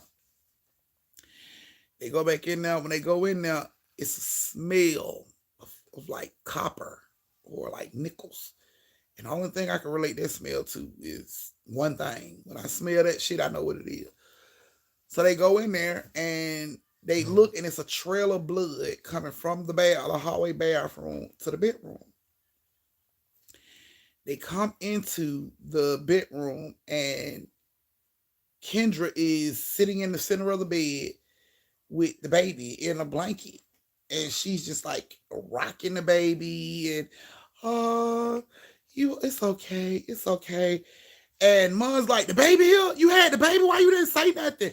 And Kendra looks up and she like, shh, the baby's asleep. So Quantum can't wait. Quantum Mom rush over there to see the baby. Y'all, the baby was blue. The umbilical cord was around the baby's neck. It was blue. And she had wrapped the baby up in the cover and she just rocking the baby. And they like, What are you doing? The baby? Give me the baby. They take the baby from her. She like, it's okay. It's okay. The baby was cold, so I covered the baby up. What the fuck? How did you get the baby out? Like, when did the baby come? Like, why didn't you say nothing to anybody? She like, it's okay. The baby is okay. The fuck is going on around here? They hurry up. Call 911. By the time the ambulance get there, they said the baby had been dead for like 6 hours. She had just been sitting there holding the fucking baby. That they could tell, they said they could tell from the umbilical cord that the umbilical cord was ripped. It wasn't cut, it was ripped. Like, it was ripped. And they said that that umbilical cord was not around the baby's neck when the baby was in her stomach. So Kendra did it to the baby. That's what they decided. Kendra did it to the baby. They reached out to the police, let everybody know. Police came. They brought a psychiatrist with them to evaluate her. Now, mind you, before she went to Brazil, Kendra was fine. She had a bubbly personality. She was silly as hell. She was very serious about being a mom. She was all around a normal fucking person with no issues at all. They did evaluation on her. After they did evaluation on her, she told them that after that night, after feeling woozy and all that shit, she said she started hearing voices. She started seeing a man that was telling her to hurt her baby. She said that Ma and them even saw the man. And, you know, the man is a real person. Like, he's real. He showed up in this room and he told me if I didn't kill his baby, I was going to die. And Mons and Quans was thrown the fuck off. This is somebody they've known for decades. They've known this girl for a fucking long time. They know Kendra ain't never been crazy. Ain't never showed any signs of being crazy, hearing voices, seeing shit, nothing. But she's sitting here telling these people voices told her to hurt the baby. So the lady, the psychiatrist lady comes over and she says, do you know who the... Earth, Wind, Fire, Water. So stupid. They asked, hey, Chevy.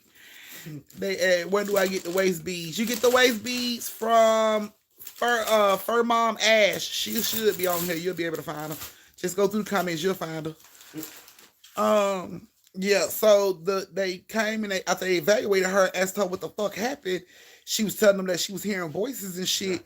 And they asked, had she ever had that, happen to her before? And she was like, no, it only started when we got here.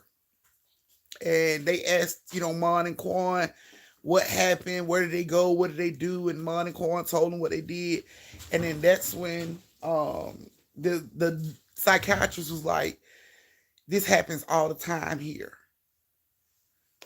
So you mean to tell me women go crazy and kill their fucking children all the time here? That's what you're trying to tell me? And she's like, no. She said, we have, it's been times where men would try to convince women to be with them. So they would try to put like root work on them type shit.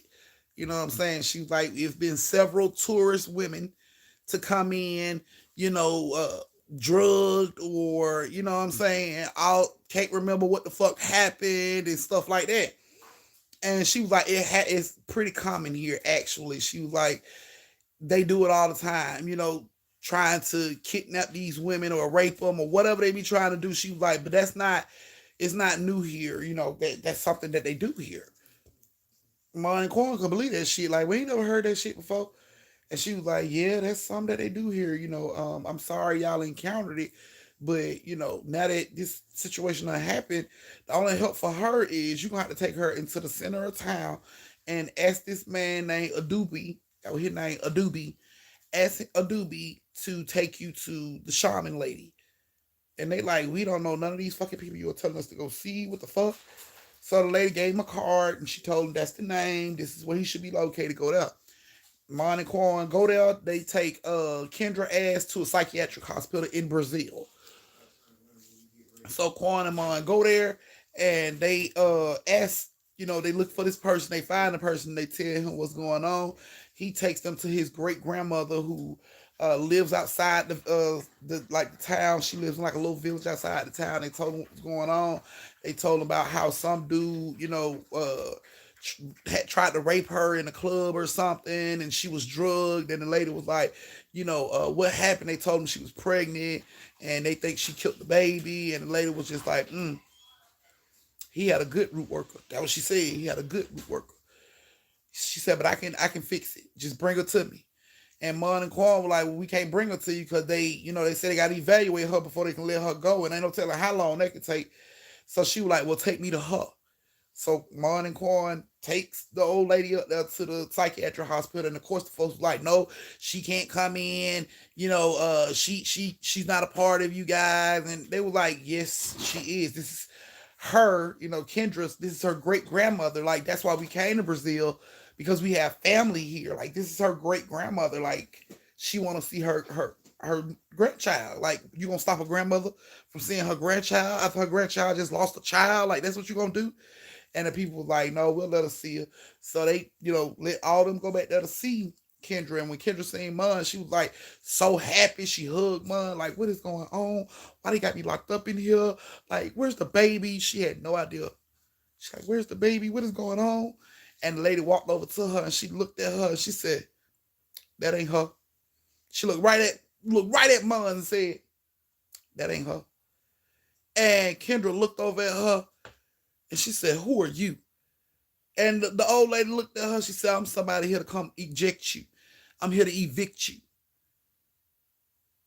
And Kendra turned around and she just started laughing. You can't evict me. You can't evict me.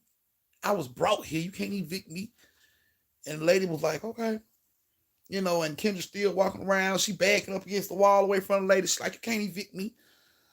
And Mom was like, wait a minute. Mom jumps in the front. And she's like, no, stop. Like, this is my girl. You hear her voice. This is my girl. And the lady was like, that's not her. Like, that's not her. And instantly, Kendra grabs on the Mom. She's like, babe, don't let her hurt me. Don't let her do anything to me. And the old lady is looking Mom square in the face. And she's like, that's not her. That is not her. And Quan like, what the fuck is going on? She like, look at her. That's not her.